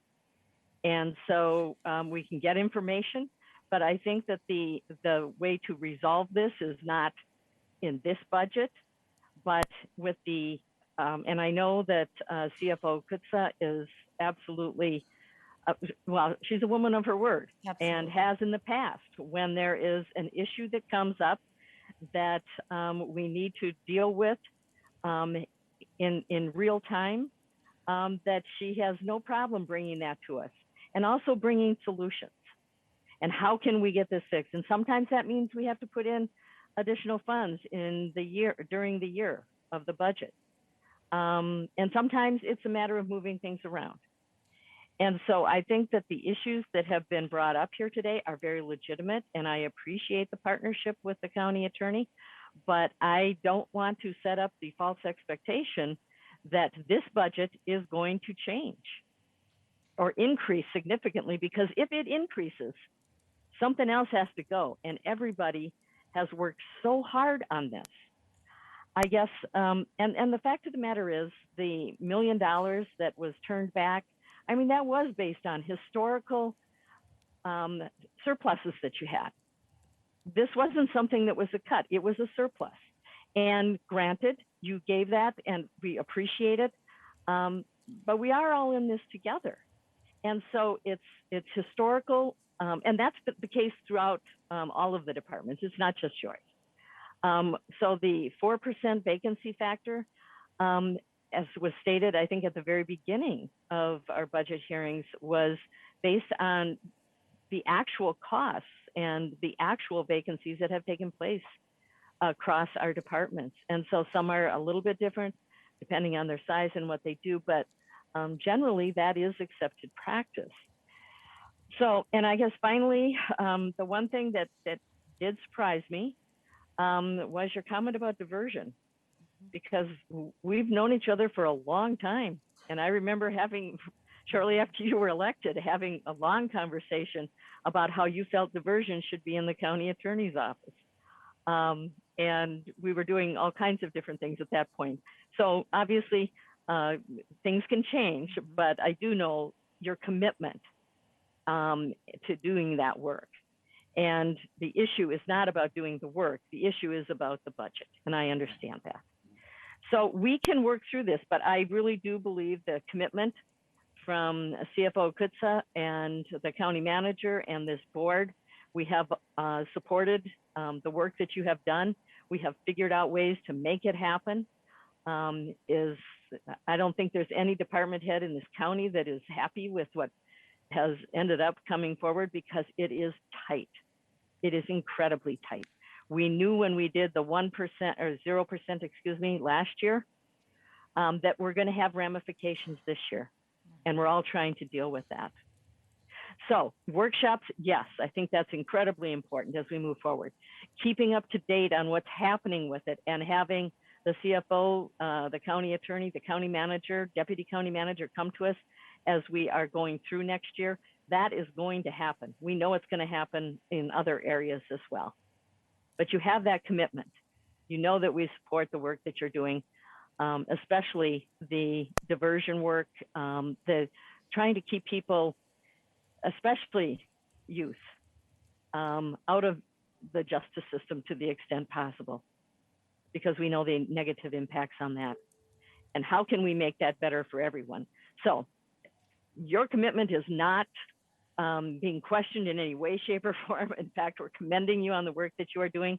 And we are also making a commitment that we will work with you and your office on those funding issues. But for right now, I did not want to lead you to believe that somehow there was going to be more funding coming in because of having to set, by law, having to set that maximum levy next week, because I don't see room in other budgets to make cuts. So that is where I am at on this. Obviously, I'm one vote. Commissioner McGuire.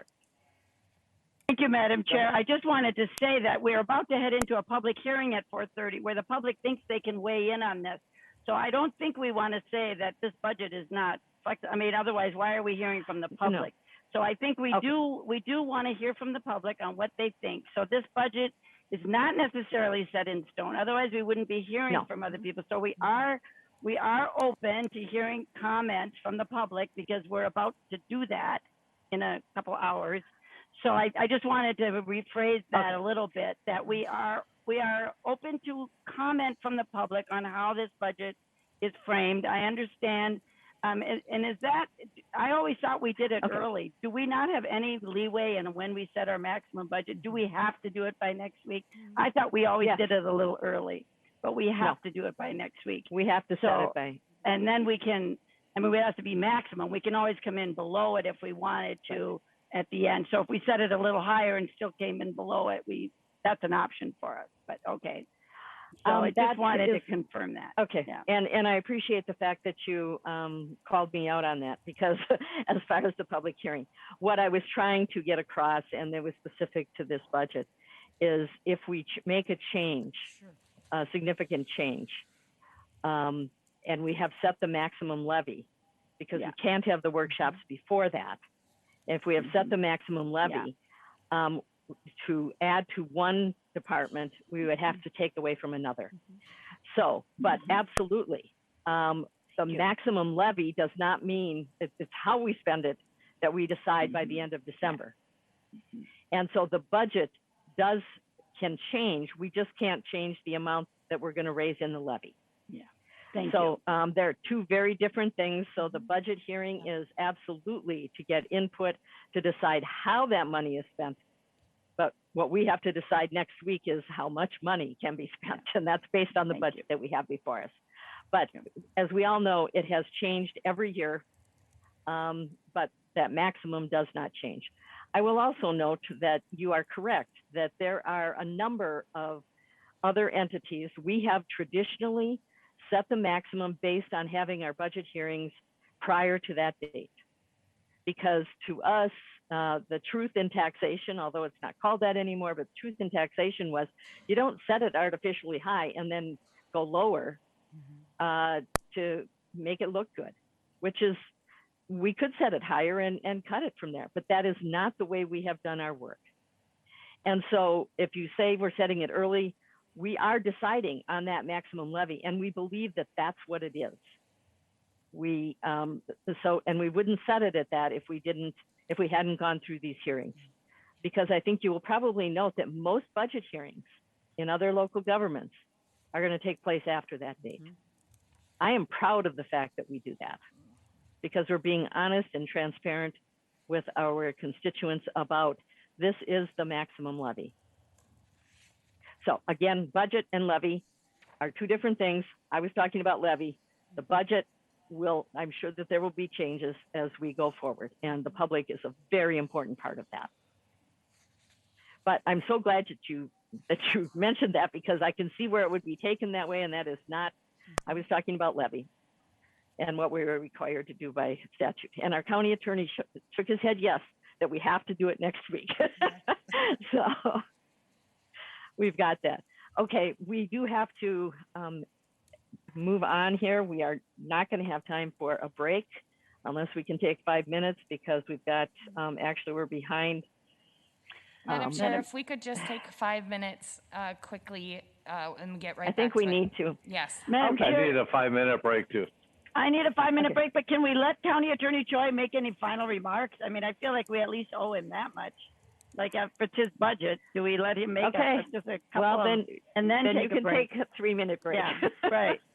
So I don't want to stand in the way of your break, because I can tell that all of you really need one. So this conversation is going to continue on. So I'll be looking forward to engaging all of you. And I, again, thank the spirit in which all of you are wanting to partner and figure something out. So thank you. Thank you. Okay, thank you. Thanks. All right.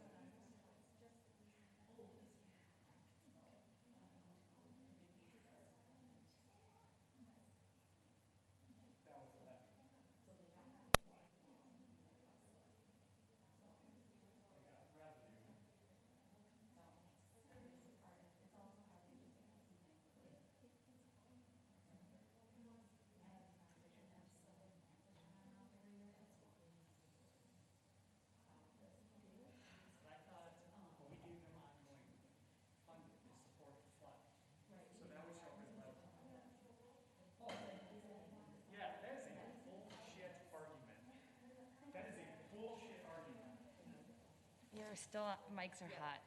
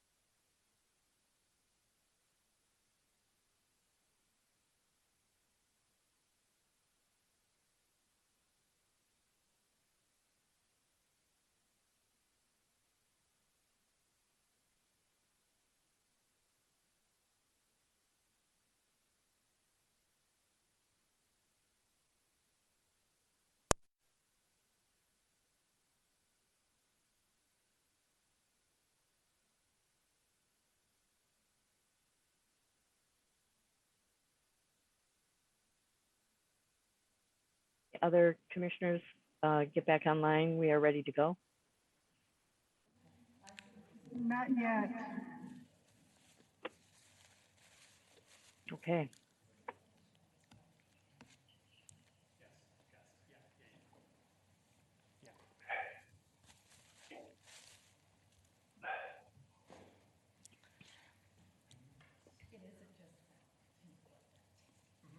Is anyone there from the sheriff's office? Madam Chair, can you hear us?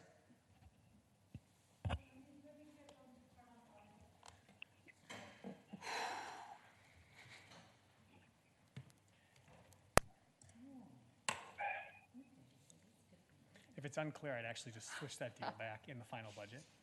That's the other thing we can do. Like, to make- Okay. Hey, Can, yep. The whole time. That's okay. Who text? Darren. Oh, okay. Is there anyone from the sheriff's office ready to begin? on the feed? Okay, Madam Chair, there's no one on the feed yet. We believe they were watching earlier. We were communicating with the office. So as we're gathering here, we're just going to hold tight at the table and assume that you're going to see them pop it on. They're in the waiting room now. They're joining us virtually, Madam Okay. Chair. All right.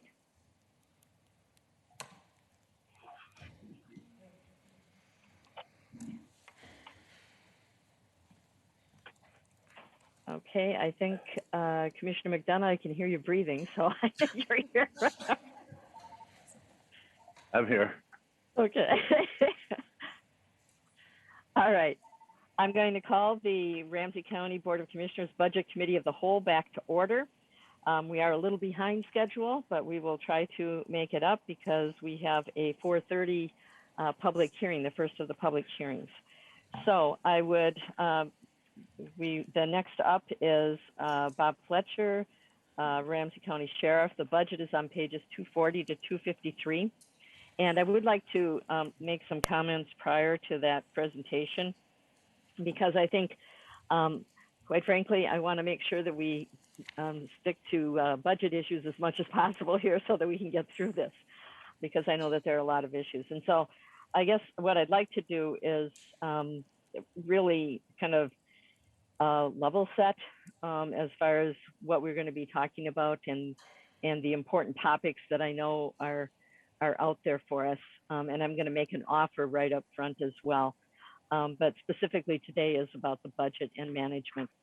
I have asked the county manager prior to today's meeting to set aside some afternoons for workshops. And so I don't know if Sheriff Fletcher is on or not.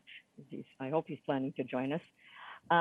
But we have workshop slots for November 2nd and November 9th that we could continue the discussion on the non-budgetary issues and that really do require our time and attention. Some of those issues include the Ramsey County Sheriff's Office chase pursuit policy and its impact on the communities we serve, the State Fair debrief discussion and looking at the future, the Ramsey County Sheriff's Office use of force policy, which we've requested in the past, and the juvenile justice reform efforts and data about progress made during the past 20 years. So those are just some of the issues that we need to sit down and discuss in a workshop setting. And I would like to have, before the end of today's committee of the whole meeting, budget committee of the whole meeting, I'd like to have a commitment from the sheriff to set aside those days, and we'll figure out what the agendas are for those days.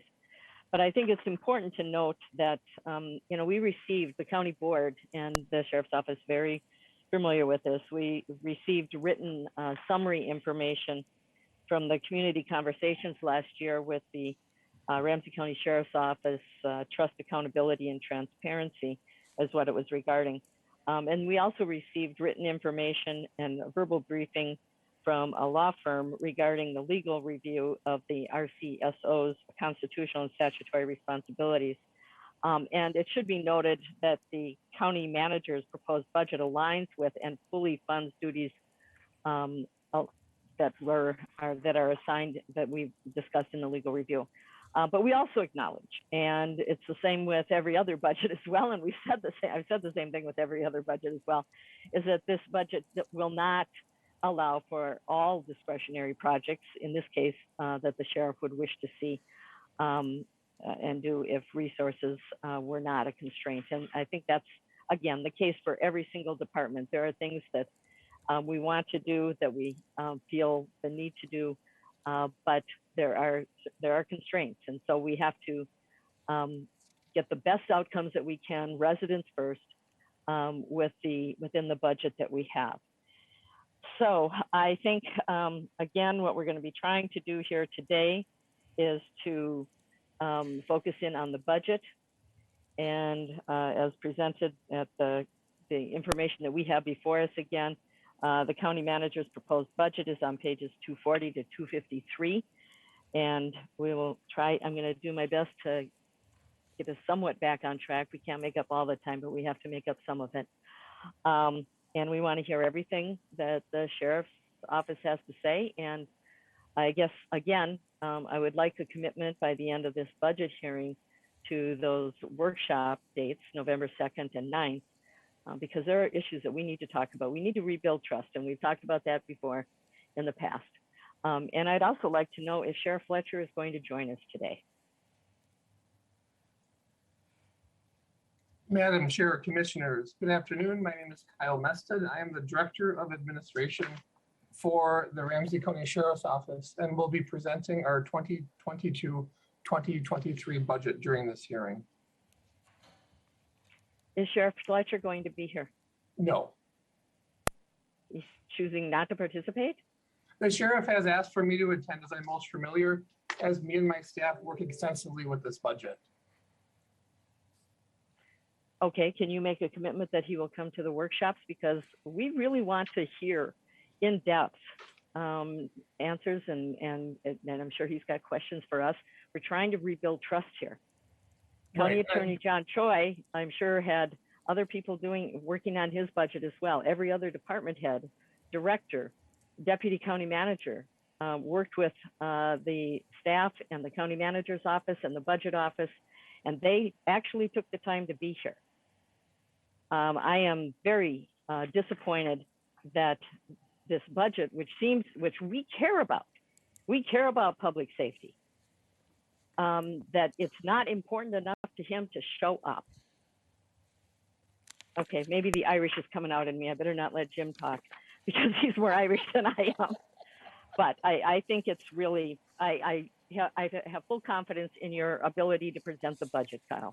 Don't get me wrong. That's not what I'm saying. Well, we are Hamlin this session. grads. We are Hamlin grads, right? Yes, we are. PhD But, and BP, they train us well in these academic programs. So hopefully I will suffice for now. Well, and you will. I have no doubt that you will. But if you're trying to build trust, then the very least you could have done was shown up for this meeting. And it's virtual, for heaven's sake. Not difficult to do. Okay. That trust is definitely a two-way street. And just so I know for timing, how long do I have? Because I know the ECC is scheduled at in about 7 minutes, I think. You just go ahead and we will take whatever time we need. Okay. And as far as trust going both ways, that's absolutely true. We're here. He's not. So as we look at the Sheriff's Office 2022-2023 budget, I think I'll start with just a brief overview of the Sheriff's Office and everything we do for folks that are watching at home or might not be familiar about what we do. So organizationally, we have 6 primary divisions: admin, community outreach, court services, detention services, public safety services, and regional services and felony apprehension. So all of the divisions that we have, all of the services that we provide are consistent with Minnesota state law, our constitutional and statutory mandates. On the training front, as licensed peace officers, we do have a lot of training requirements that are important that we attend, that we participate in, that become fully funded, especially in the areas of diversity, cultural competency, use of force. I know you mentioned that policy. And so we do a robust training program in-house, as well as send folks out to additional training. On the court side, I know there's 5 court locations in Ramsey County.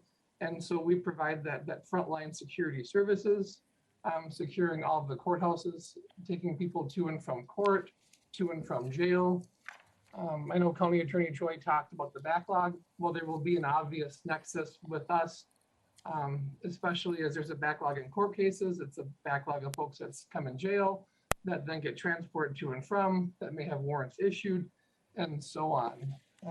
On the detention services front, we operate one of the largest jails in the state of Minnesota, the Adult Detention Center, rated for about 500 inmates as a result of COVID, and working with our partners, as the county attorney touched on. We've been able to drastically reduce that jail population down quite a bit for health and safety reasons.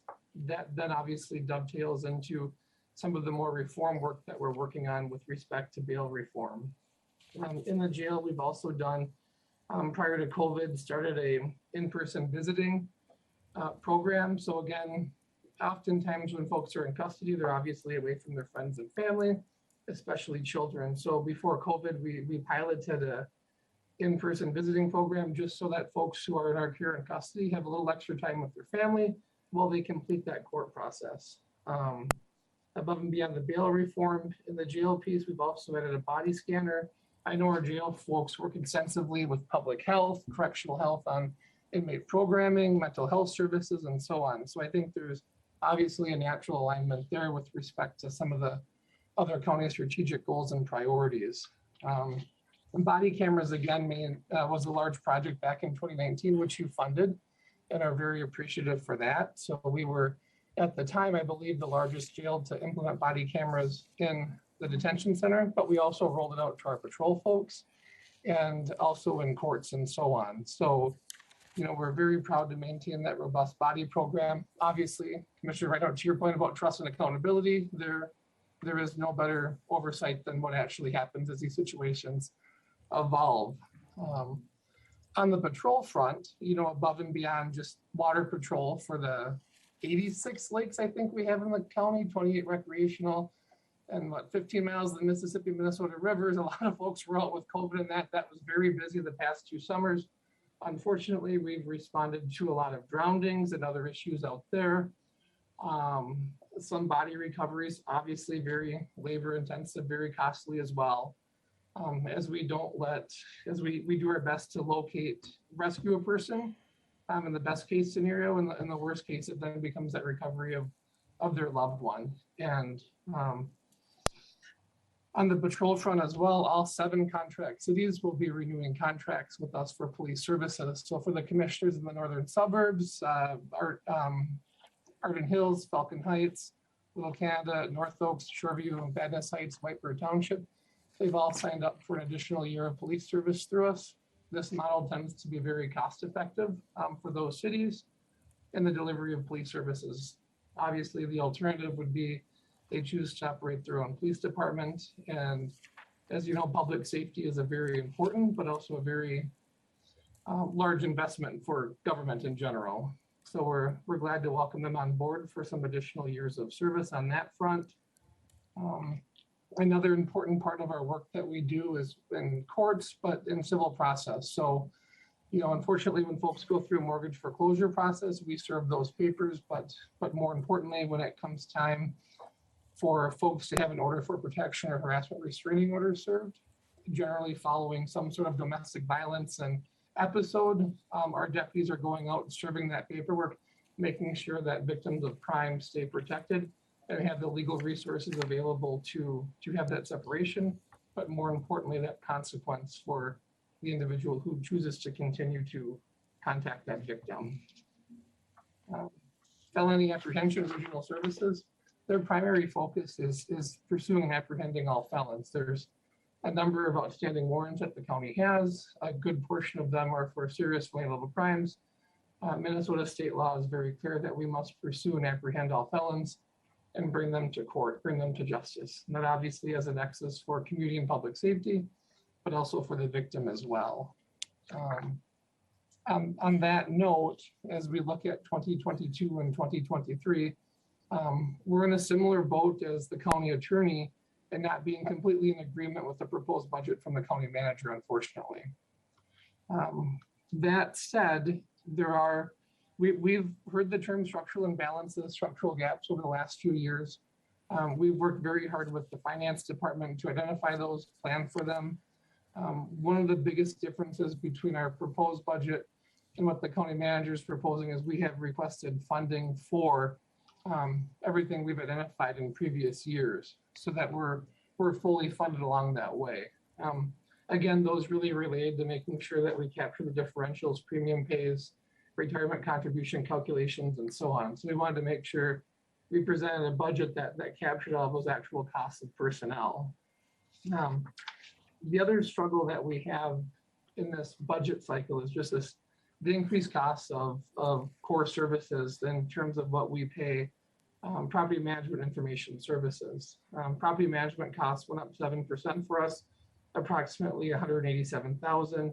Information services over a 2-year period is going to be 243,000 of an increase. It's pretty substantial when you look at the recommended levy from Ryan versus what we were thinking. Again, I know it's a tight budget year, but I think in full disclosure, we have to do our due diligence and have that conversation. So above and beyond the cost of personnel and correcting those, you know, we do have increased costs as well for training aspects and more importantly for body cameras. That is a substantial investment for our agency and for the county as a whole. But I think without a doubt that in and of itself is very consistent with community values and what a premier model law enforcement agency ought to have. You know, I know Holly Pratt, who's our new controller, touched a little bit on increased revenue for the sheriff's office. So the revenue increases in the sheriff's office for 2022 and 2023 does still consider inmate phone calling revenue, which is a substantial amount of revenue, around 500,000, I believe was the recommendation. But ultimately, you know, as we continue those conversations around, is that an appropriate fee and how do we handle that? Obviously, we would need to work that out at some point, but I wanted to point that out as well, that there is built-in revenue in this budget as recommended, that inmate fines and fees are included to help maintain and balance out the county tax levy as a whole. And again, those inmate fines and fees, they do offset the inmate welfare program. So we set them aside for capital improvements, clothing. They all directly benefit the inmate. But again, they're also a charge to the folks that are in custody while they do offset the county tax levy as a whole. The recommended budget also does touch on a vacancy factor. I know the sheriff's office has been clear. I've had a chance to work for 3 sheriffs now, and every one has always had concerns about the vacancy factor and what that means for a 24-hour operation. 24 hours a day, 365 days per year, we're staffing a jail, we're staffing patrol functions. That a vacancy factor does have a direct impact on employees in terms of overtime. We've had issues in the past with overtime and staff not being pleased with the amount of overtime there has been. We've worked really hard on a staffing study to address some of those issues, so thank you for that. But ultimately, the vacancy factor would in turn bring some internal stresses. I think it would also affect employees. Working in law enforcement now is not the easiest time to be a police officer by any means, or a deputy.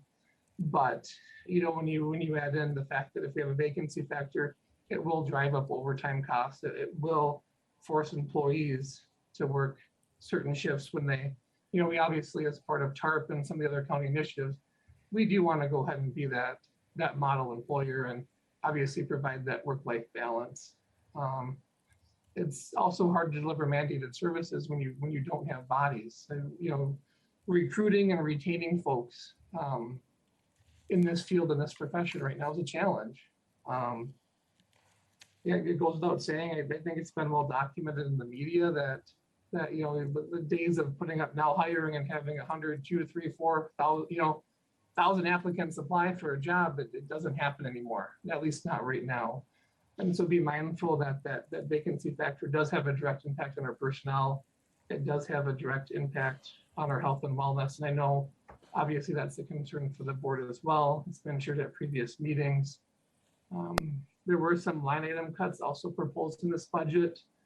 Again,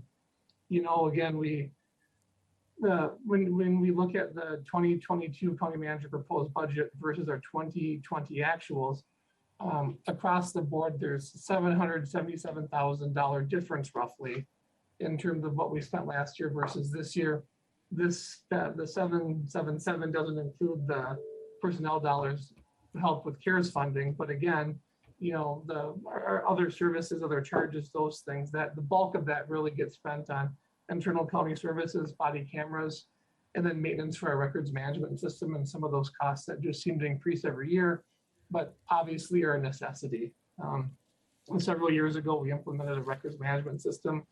We've been working forever with a particular vendor to replace the GL management system that was built and implemented, I think, in 1998.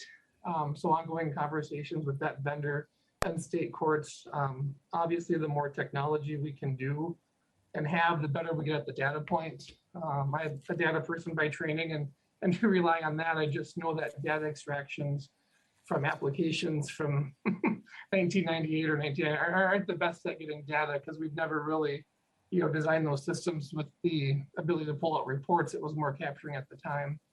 Although 1998 does predate me quite a bit. So I can't speak to what that line of thinking was back then, but I believe I was probably in 8th grade, maybe. But that notwithstanding, a lot of those internal costs, those other services charges, some of those line item cuts does have an impact on training, on body cameras, on what that financing looks like.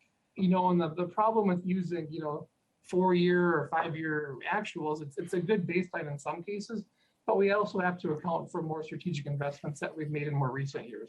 Body cameras technology being some of those. The other nexus in the room, and Commissioner Reinhardt, you touched on that, is the state fair piece. So we do have an after action scheduled coming up, I think, in the near future. I want to say the board action said in October. So we know that the state fair took place over 2 pay periods. So obviously each pay period represents a 2-week lag in getting data. So we're at a 4-week lag, but we're working on that. So we'll be able to true up and do the full accounting on that. We'll see how things net out in terms of what our costs were to our expenditures, to the revenue, and see what that bottom line is. And as part of that after action piece in that conversation we'll be having, we'll also touch a little bit today, I hope that's okay, on what it might look like for the delivery of an ongoing relationship with the state fair. So we meet on a regular basis with the 7 contract cities. There's some talk about potentially exploring having the state fair become that 8th contract city. That helps the county tax levy with some revenue for administrative overhead, obviously. But we would handle this in 2 different ways. The state fair itself for 24-hour police services, that would be just like a contract city. We'd add FTEs, we'd bill them to actuals, we would assess the administrative overhead. That staffing model is looking close to probably about 9 FTEs, a commander, a sergeant, 6 deputies and support staff for that function. And then, Kyle? Yep. Kyle, since that's not part of this particular budget, Okay.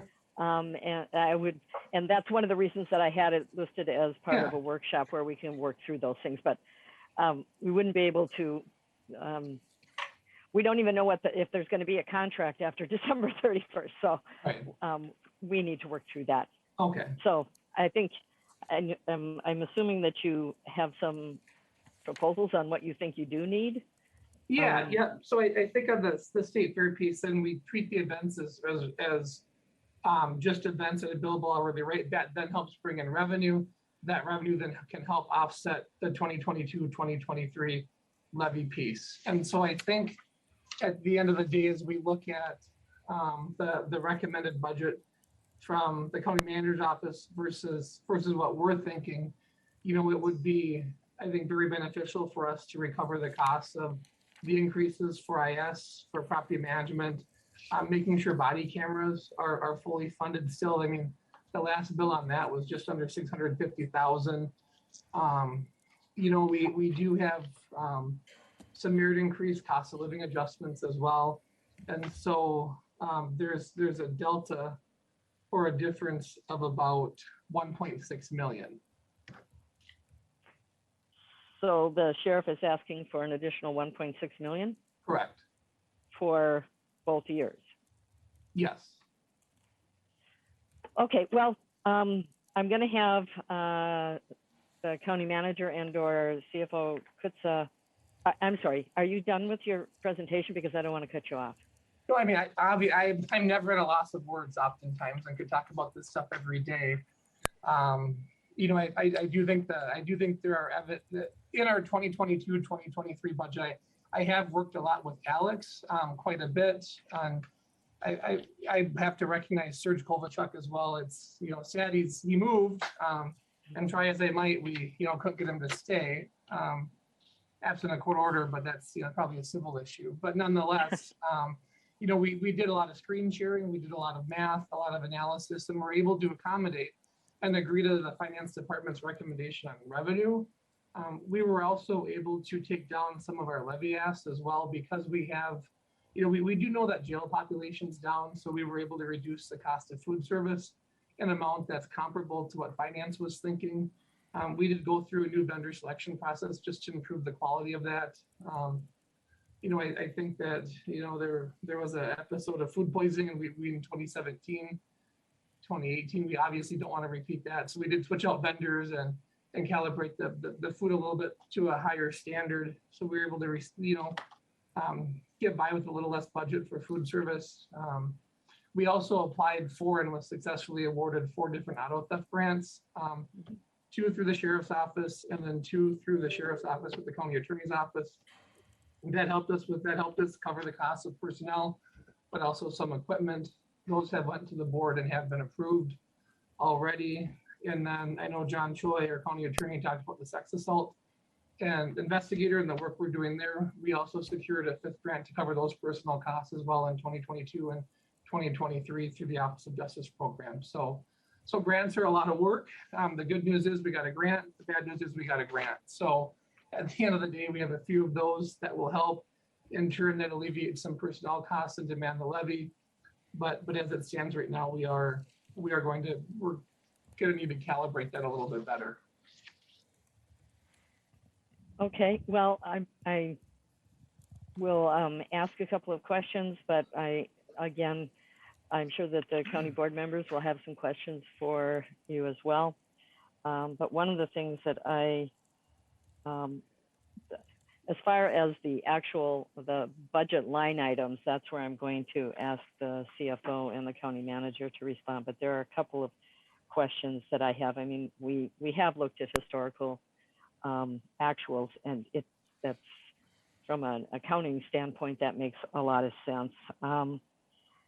The body cameras that you were talking about, I mean, we funded that, and I don't think there's any, we worked through that process and we funded it, which is what we're going to do for anything that is statutory and that we feel makes sense, and it absolutely makes sense to have body cameras. That's why we wanted to make sure that we got the best that we could and move forward with that, and there was support for that. Madam Chair, I should clarify too for folks watching at home. There was the initial upfront costs of like the hardware, right, the technology, the infrastructure, the network cabling. Then there's the ongoing monthly costs because each body camera gets to a docking station, gets uploaded to a cloud. Right. There's a platform to extract the data. So there's ongoing annual costs associated with that. And I believe they're being covered in the budget. We also had our line items or other services and charges cut as well. So I mean, it kind of bleeds up together at a level. But this is the part where we talk and you answer questions when we ask. Okay. As far as I know, and we can ask the CFO or the county manager, but I believe that the body cameras, we didn't just purchase them and say you're on your own, that they are funded. So, but I do have a question. The contract cities, they pay the actual cost of the services that are provided. In contract cities, you provide policing services, which is different than just the law enforcement services that are throughout the county. So the reason that, in fact, every city in my district, White Bear Lake, Maplewood, North St. Paul, and I have part of St. Paul as well, all have their own police departments. So they do the policing in their areas. And yet, there is sheriff's time being spent in those contract cities for non-emergency items, which leads me to believe that they're not covering those costs. That in fact, the contract cities are not getting the services because the sheriff's office is in North St. Paul, for example. So tell me what the contract cities get that the non-contract cities don't from the sheriff's office. So contract cities, according to their contracts, get patrol, they get investigations, community outreach, animal control, investigations, administrative record support, those sorts of general police services. Okay. They cover the costs of those. We invoice them monthly. They offset the levy a little bit with some administrative overhead costs for like the finance department's time, payroll's time, and so on. So if you're not a contract city, you'll get water patrol. I mean, so both contract and non-contract cities still get water patrol. They still get civil process. They get court security. They get transports. They get the jail. If you have an example, I could probably flesh that out a little bit more. Okay. This is not, well, you know what? I want to have this in a workshop as well. Okay. But recently, the chase in North St. Paul into Maplewood that is nowhere near a contract city in a non-emergency situation, the sheriff's department was the one that did the chase. And it seems to me that that wasn't something that would have happened, that in fact, North St. Paul called off. They did not chase 3 times that day. So I don't want to get into that specific situation, but it is an example of policing that's going on in a non-contract city. And that there has to be a cost associated with that. And so who's paying it?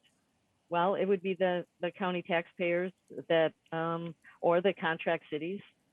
I mean, it's being spread out all over everyone. But they're paying for their own police department at the same time.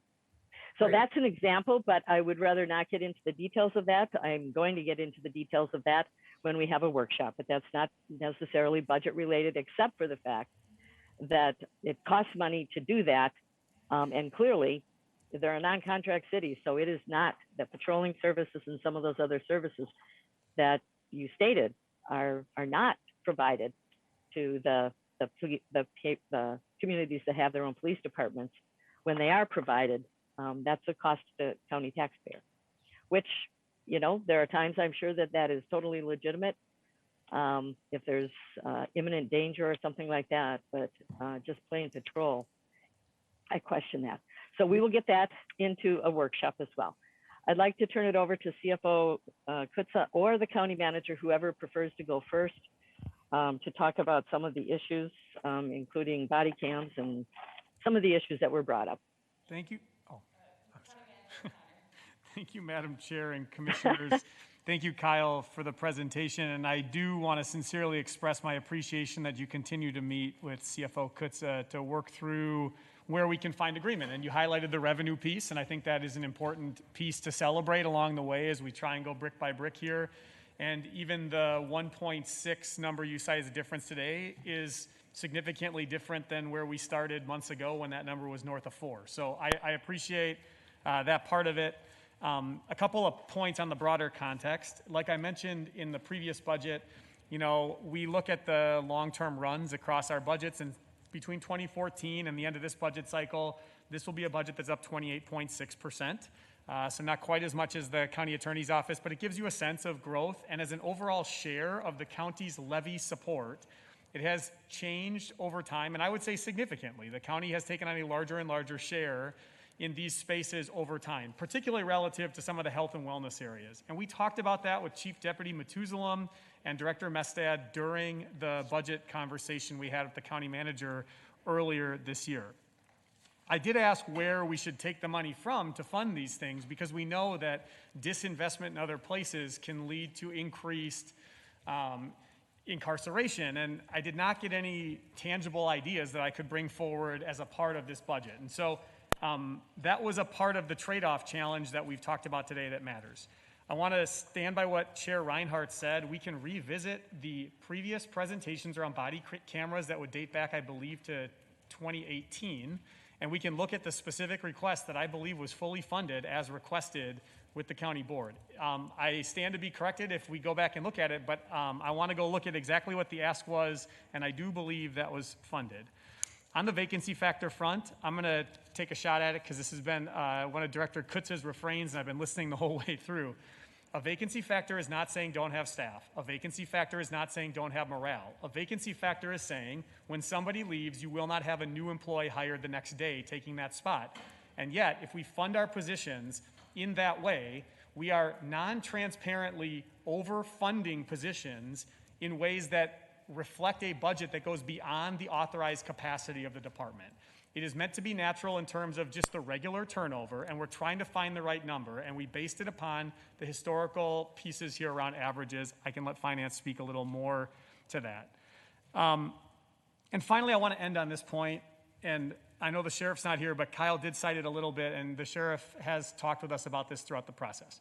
I agree with the sheriff's office that their discretionary ability is limited in this budget. This is a tight budget. It is not meant to say it's profligate in all ways to be able to do all things, and that can challenge every leader in every space. However, on the mandatory, required, constitutional, public safety, county board policy side, we believe we proposed a budget that meets those obligations. In the discretionary spaces, there are policy discussions to be had at the workshops Chair Reinhardt cited, and continued work that needs to be done. We stand in partnership with the Sheriff's Office to do that work and look forward to welcoming him to the many collaborative tables at which he has been invited to sit. With that, I'll turn over to CFO Kutza to clean up whatever I missed. Thank you, Madam Chair. Thank you, Madam Chair and County Manager O'Connor. I think you covered most of my points, but I'm going to add to that. I also appreciate Director Mestad and I have worked quite a bit together over my short tenure here in Ramsey County, and I appreciate his help, and I appreciate the discussion, because there are points where we agree to disagree, and that's okay. That's part of the process.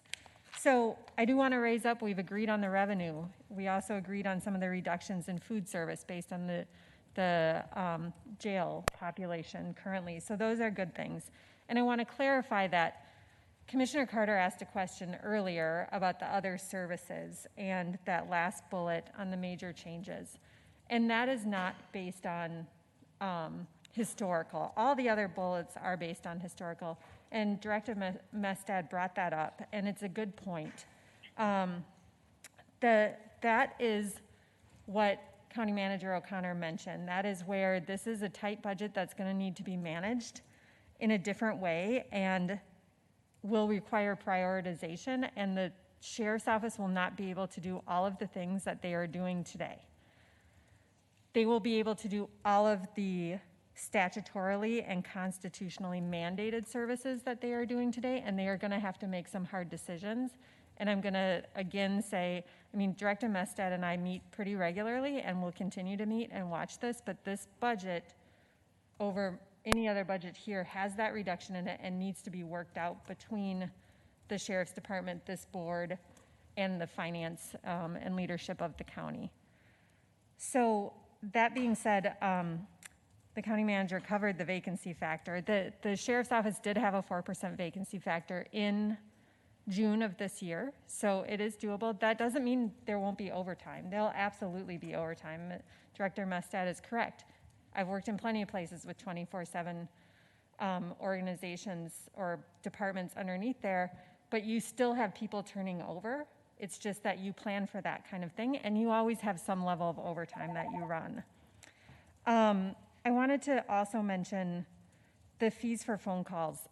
We've gone round and round a little bit on that one, and I enjoy the discussion, but that is a policy decision. And of course, that's a policy decision that should be brought in front of this board and decided on by the board with a note that tells you how much that would cost to do that with information in an RBA.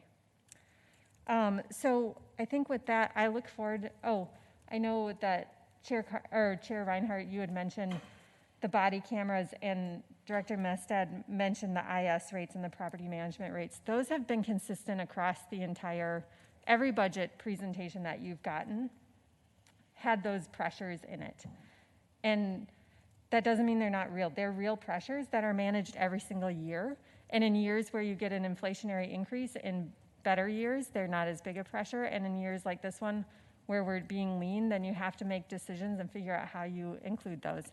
It's just like in your home budget. In years where gas prices are up or your electricity bill is up, you have to make hard decisions. And in years where there's more money and you don't worry about that as much. So they're real increases. I want to acknowledge that, but we ask all departments to manage those costs within the budget that they're given and the target that they're given. I think with that, just thanks again to Director Mestad. I feel like we've worked really hard together on our relationship and how we communicate and how we work together, and I think we'll continue that and through 22 and 23. Well, and as Director Mestad said, we are Hamlin grads together and have known each other quite some time. I do appreciate the work that you have done with the CFO and with the county manager, and they also have thanked you for that in moving forward. Madam We need Chair, we do have a couple questions here in the chambers, if possible. Yes. Yeah, I'm not doing the overview. Okay.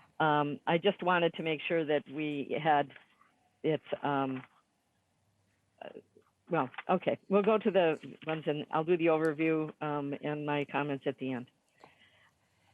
Thank you. So who's going first? Commissioner Carter. Okay. You need your microphone towards you. All right, there we go again. There you so go. I'd also like to share thanks to Director Mestad for being here and for your coverage of the budget.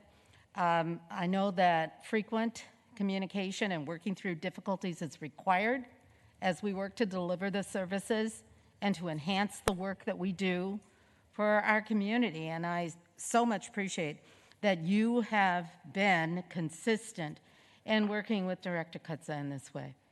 I would ask that, and because we're in the budget hearing, which is an important day, and I know of high importance to the sheriff and the work that he does, that we would simply want to communicate to the sheriff that that kind of consistent communication on behalf of our residents and working through difficulties is required of us as professionals. And I appreciate the opportunities I've had to share with the sheriff, although they have not been frequent or recent. And I would invite him to just share with us as we work toward the workshops and also at the many tables that we have for doing the work that we do. So again, thank you very much, and we hope to expect again that we will hear from the sheriff soon, that he will be at the workshops with us, and that we will be in that consistent and frequent communication that is required to serve our residents. Thank you.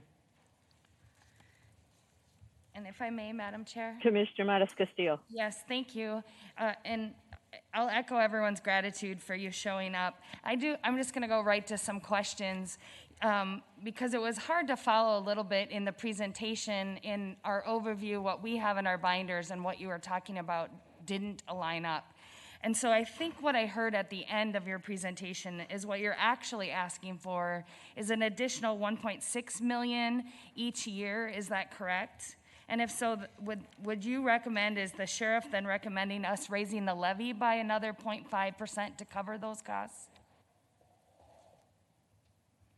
Madam Chair or Commissioner, the 1.6 number is correct. And I think that ultimately, whether how you address that, rather through a levy increase or through other venues, is a policy decision of the board.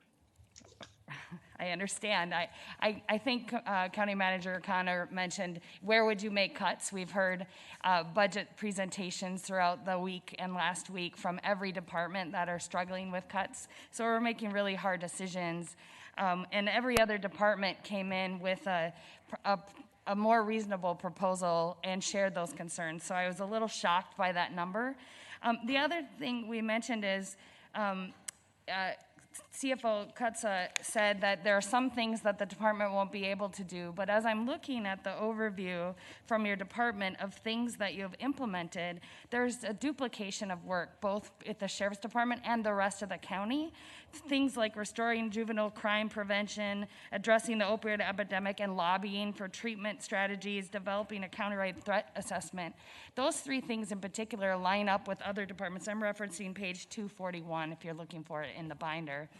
And those three things in particular line up with presentations we've already heard, even just today, from other departments in the county. And so I know for sure there has always been a standing invitation for the sheriff in your department or whatever representative the sheriff decides to send to participate in those. So we can do this work together, and I want to highlight that there's nothing in our proposed budget that eliminates the work that you want to do, but instead, again, an invitation to collaborate so that we're not recreating, duplicating services, and charging our taxpayers twice.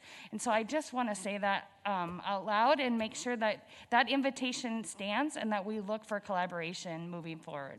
Thank you, Madam Chair.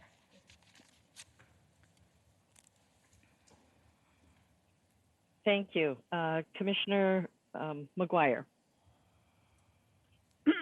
Thank you, Madam Chair. I can't say it any better than my colleagues have.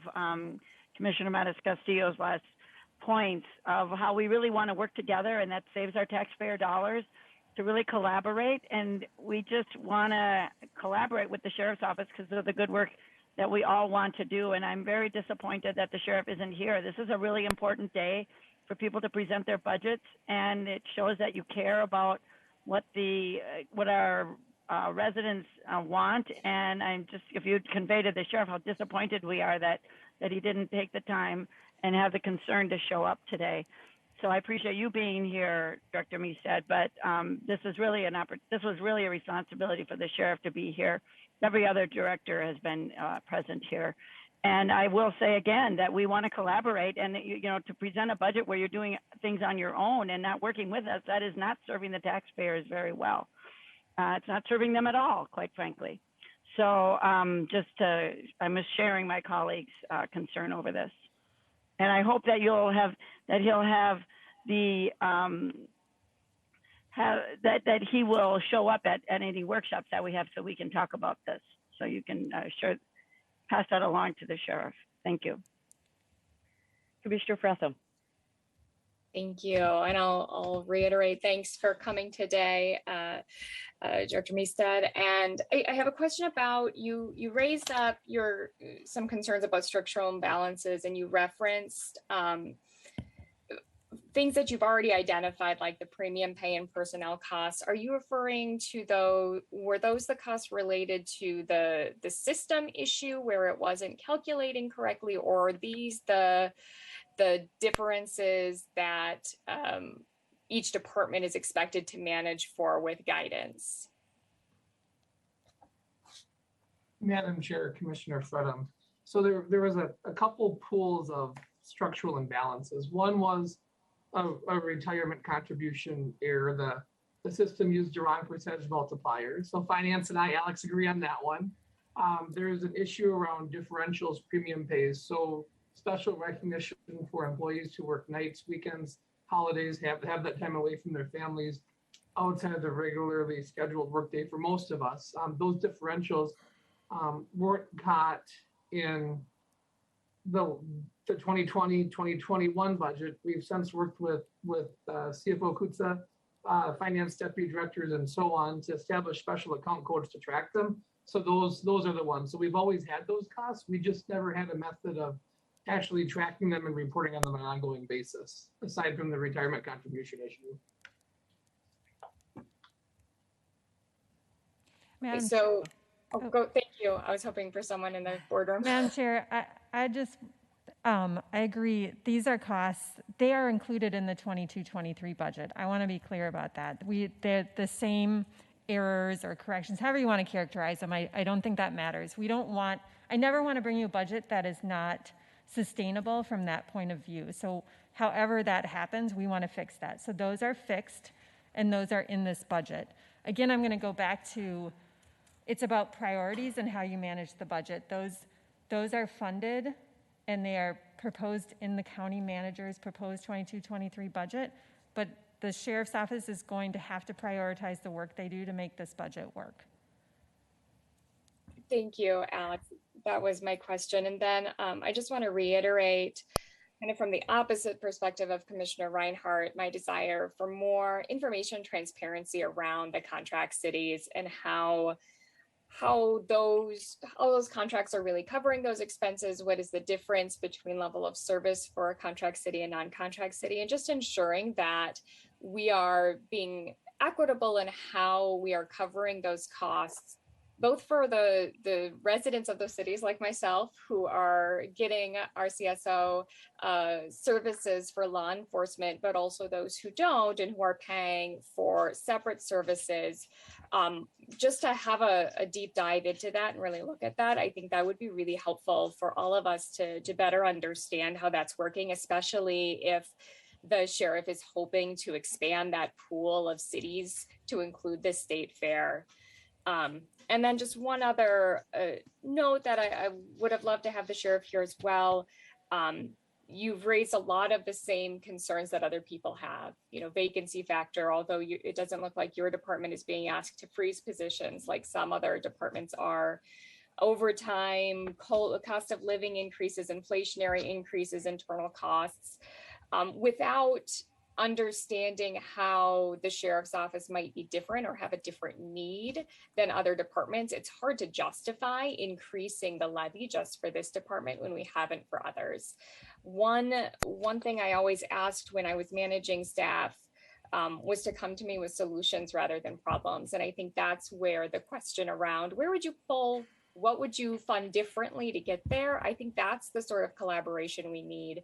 And to Commissioner Mattis Castillo's point, the more we can work together, the further we'll go. It's not just about not duplicating efforts. It's about bringing in the expertise and knowledge and wisdom of the sheriff's office combined with all of our other departments together to really look comprehensively at public safety. So it's not just about not duplicating, it's about that us together really multiplies the impact and benefit for our taxpayers. It's not just additive. So I really hope to find a way to do that. And I do hope we'll be able to have some of these workshops coming up so that we can really dig in and learn more and find opportunities for that collaboration between the sheriff's office and other areas so that we can all meet our goals together. Thank you. Thank you. I will now try to do an overview here. We had a number, and this is what I've done with every other budget as well. We had a number of questions that have come up, and I am in total agreement with Commissioner Fretham on wanting more information about contract versus non-contract, because that's the only way you can really figure out what those costs actually are and what needs to take place and how those relationships need to work. And have asked that come back in the workshop, one of two workshops. I just want to make it really clear that this board cares about public safety.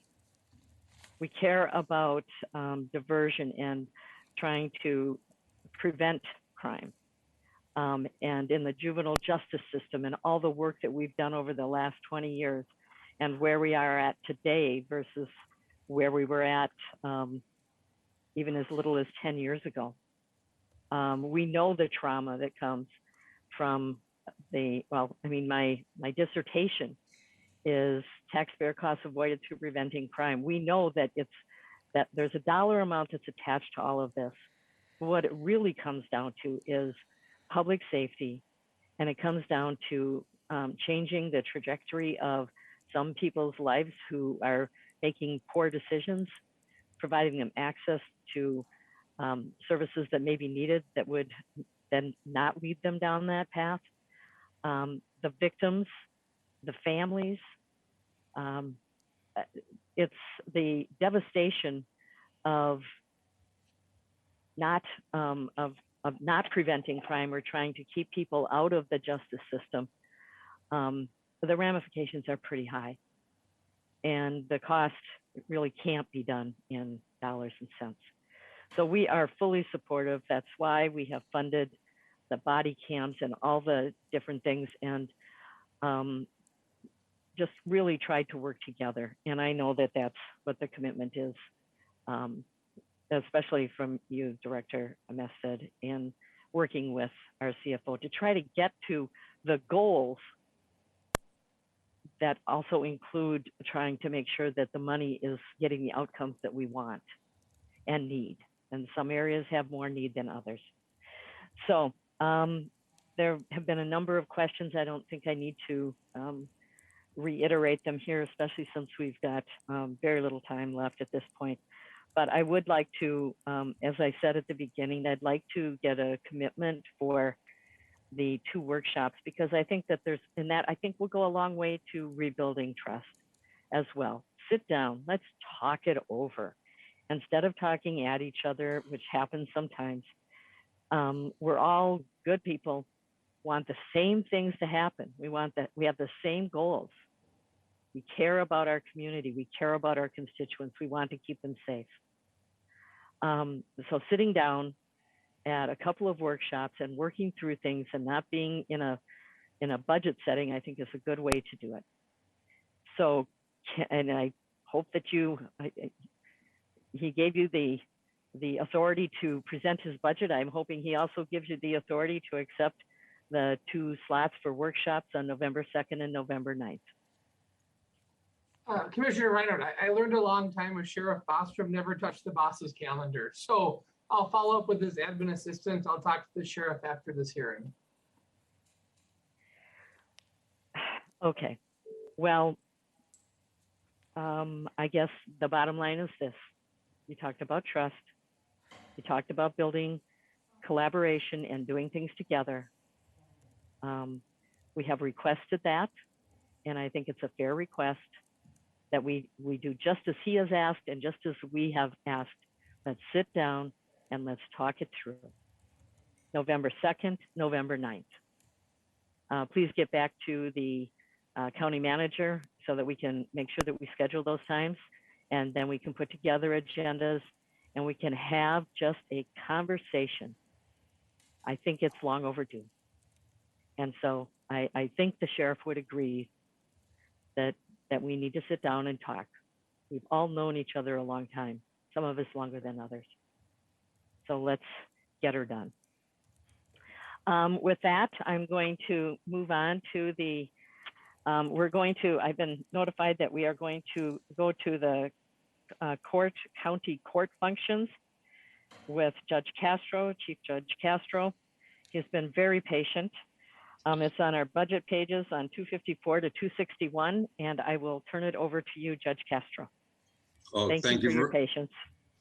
No problem at all. Thank you very much, Madam Chair and Commissioners. Thank you for the opportunity to discuss our partnership and the many opportunities and challenges that we face as we move forward in providing access to the courts and services to the people of Ramsey County. You know, notwithstanding our division as separate branches of government, we are united, of course, by our mission and by our purpose.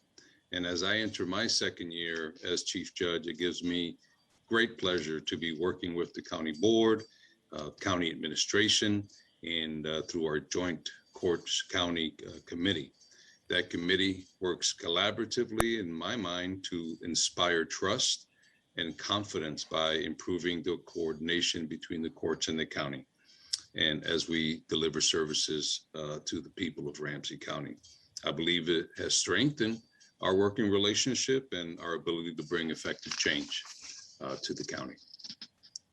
So with that, I'll start then say that the past 18 months have been a challenge for us all, but it has also, in my mind, brought us some opportunities, and I'm going to want to discuss a few of those as well. You know, the necessary mitigation measures that the courts were required to take to stem the spread of COVID-19 caused case backlogs throughout the entire state in all case types. Additionally, you know, statewide, our major criminal cases, which we define those as our gross misdemeanor and felony cases, are not resolving at the rate fast enough that we need to accommodate all the people coming in through the justice system, at least in a timely manner. And the number of cases which are yet to be heard continues to mount. So these time delays have a significant impact, as we all know, on the people involved in the justice system. There are the victims, there are those that are accused, there are families of victims and those accused, and of course, the community at large. And those lives in many ways have been put on hold, and they need these matters brought to conclusion. Because the impact this issue has in our community, the magnitude of the criminal backlog is clearly the court's top priority. In an effort to begin to reduce the criminal backlog, the courts have dedicated 2 additional judicial resources to the criminal assignment. And I can go into details if you want on how we've done that, but we recognize that it is not possible to continue to tax our existing internal and external staff resources. To that end, we have requested that all our necessary justice partners onboard additional resources within their agencies as well, at least throughout that period, for us to be able to clear that backlog.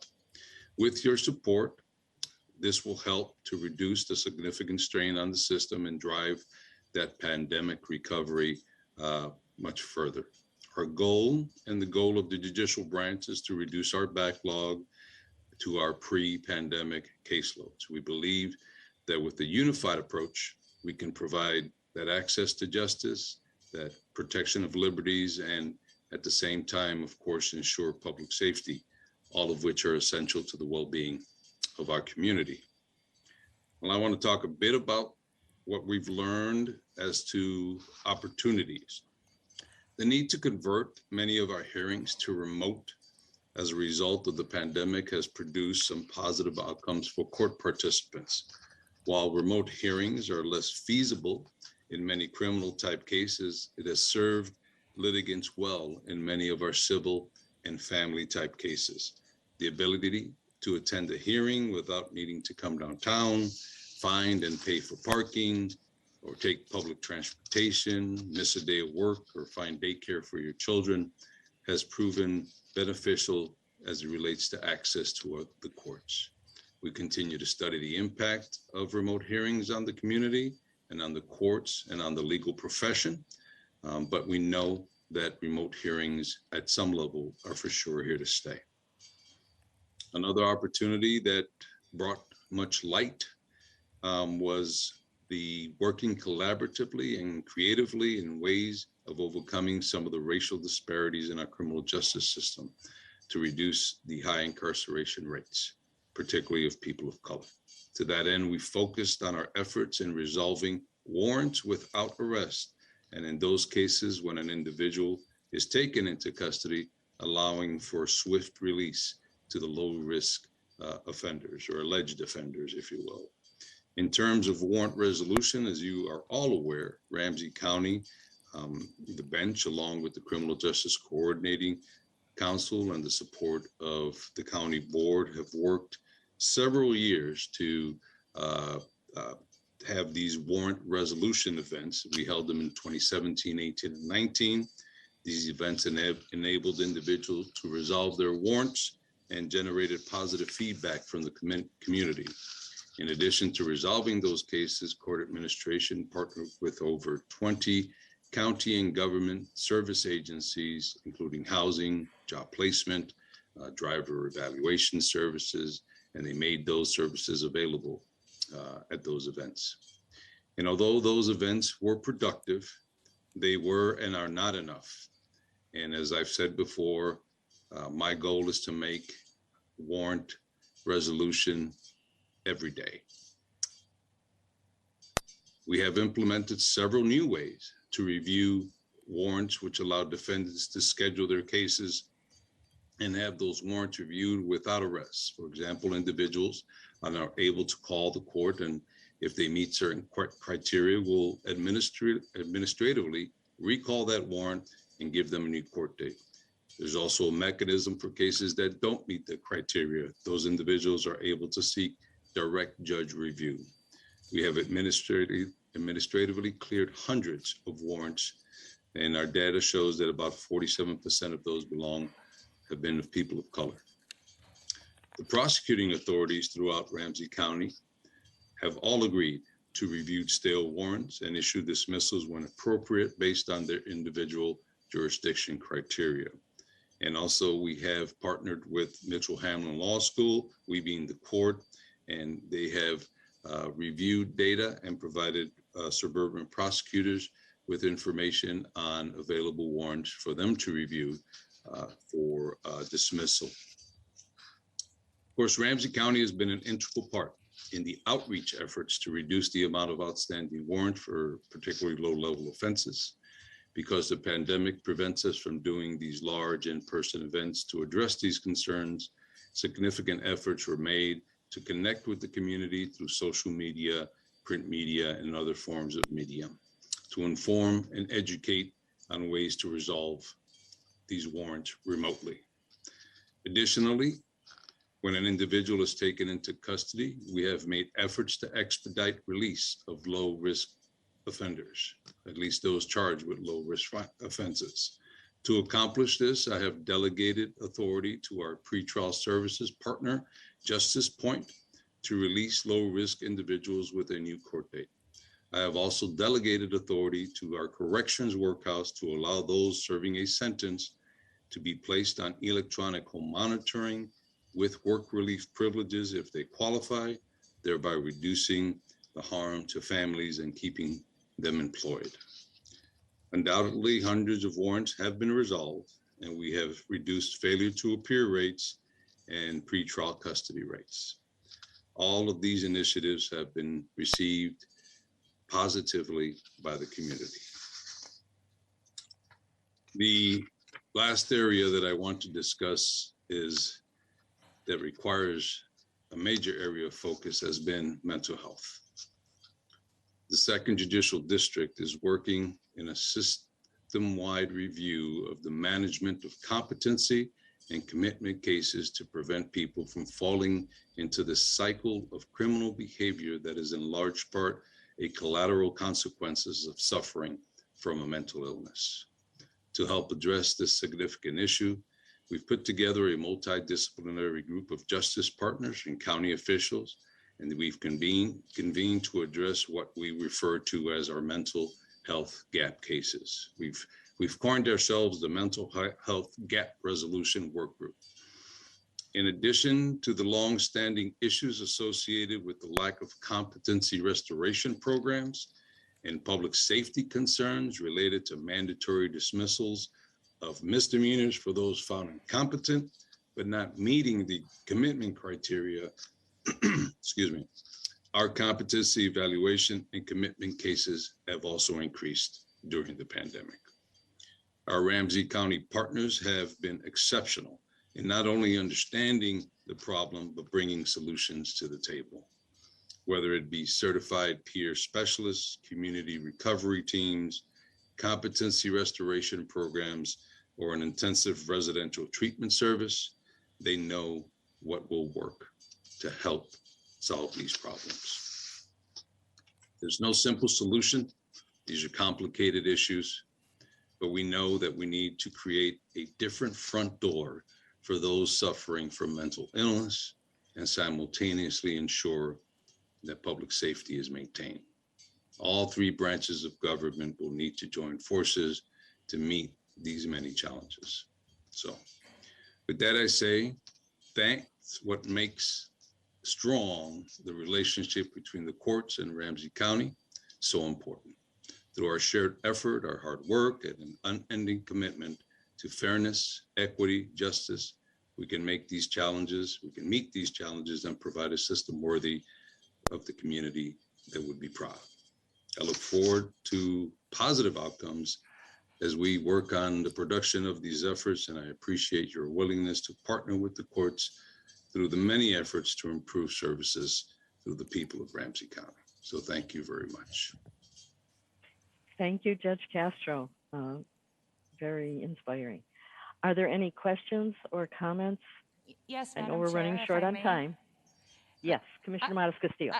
In that moment, I wanted to clap and applaud. I felt so inspired. Thank you so much, Chief Judge. It is such a refreshing moment of wisdom to share likewise vision for our community, how we serve, and truly meet the people where they're at. We just so appreciate the partnership, and it is truly a great example of what partnerships can do for our entire community. Thank you for addressing the issues of mental health, poverty, and really reducing the constant impact of a system that hasn't worked for everyone, and to do it fairly and justly. So I really want to say thank you on behalf of all of us and for your work and continued partnership. Thank you so much. Thank you very much, Commissioner. Commissioner McGuire. Chair, thank you, Madam Chair. I wanted to clap as well, so I echo Commissioner Matas Castillo's thanks for all the work that you're doing. So we really appreciate that, Chief Judge. I just have a quick question, and this can maybe an answer can come later. But when we, as the Second Judicial District and the home of the capital city of St. Paul, we are required to handle, some statewide cases. Is that kept separate, those kinds of costs? Like I don't know that our District 2 residents should have to pay for cases that come to us just because we're the site of the capital city and the cases need to be held here. So are some of those costs sort of kept a little separate so we can say to the state, you should help us more with these cases then? Or is that happening? And well, now I want to clap and give you a hug, but so the way the state sort of allocates its resources is they do a study and they do a weighted caseload study and they attempt to balance that throughout the state. As you know, whether it's regarding masks, guns, voting, we have all the agencies in our capital here, and it is our judges who handle those cases. These are statewide issues that of statewide importance, and so yes, if we would be able to have our own little group to be able to do those, then I totally understand what you're saying. We have this conversation on a regular basis, my colleagues across the river also, they have, I don't know how many Fortune 500 companies are in, Hennepin County, right? So they deal with some fairly, and so we recognize that. around the state. But there is no separate accounting for the types of cases in any event. And so we know that that's funded by the branch, right, by the judiciary, but still it is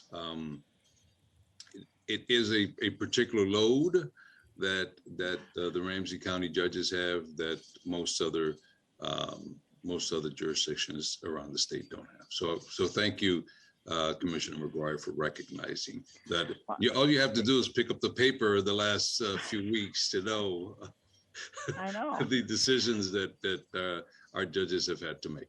Well, and I appreciate that. And I just stand by ready to, if we want to have further conversations on this, on how we might approach the legislature on doing some weighted, caseload in some of these areas, I'm happy to look into that. So we can just not park it too long, but just, keep it in mind that if it's something we feel we want to have further conversations on, I'm ready for that. As the chair of the legislative committee for the county, we stand by to pursue or look at some of those issues. So thank you. Thank you. Thank you. Again, actually, when I saw Commissioner McGuire's hand go up, I thought it was clapping hands. So, and I agree. I mean, the joint committee that we have, and really sitting down and talking through a lot of the day-to-day issues and taking on big issues has been incredibly important, and the partnership that we have is so appreciated. So thank you for lifting up our day. As I think it was Commissioner Montes Castillo said that. It's been a long day, and we've got a public hearing in about 10 minutes on our budget. So it's a nice way to go into that as well on a high note. So thank you very much. Thank you for the opportunity, and get your 10-minute break before you have to move on to the next one. Okay. Thank you. Okay, Ryan. Yes, clearly, we are not going to have time, I don't think, to do the last one. Yeah, Madam Chair, I would propose that you would allow us to move the emergency communications budget departmental hearing then to next Tuesday. We will add a policy discussion, no action to the agenda. It'll be a 15-minute presentation. I just want to note that Director Nancy Pass is going to be at an event next week. She's going to try and come in, so there's a little bit of a technological thing. Deputy County Manager Scott Williams knows the budget well. We do these things as teams, so we can absolutely do it before the board sets its maximum levy on the agenda next Tuesday. And if for some reason Director Pass is unable to join us, we'll invite her back to an upcoming committee of the whole to be able to share some thoughts with the board as well, because she's been doing great work and we want to give her time, but it gives us 10 minutes here to take a break and get ready for the public hearing, if that's okay with you.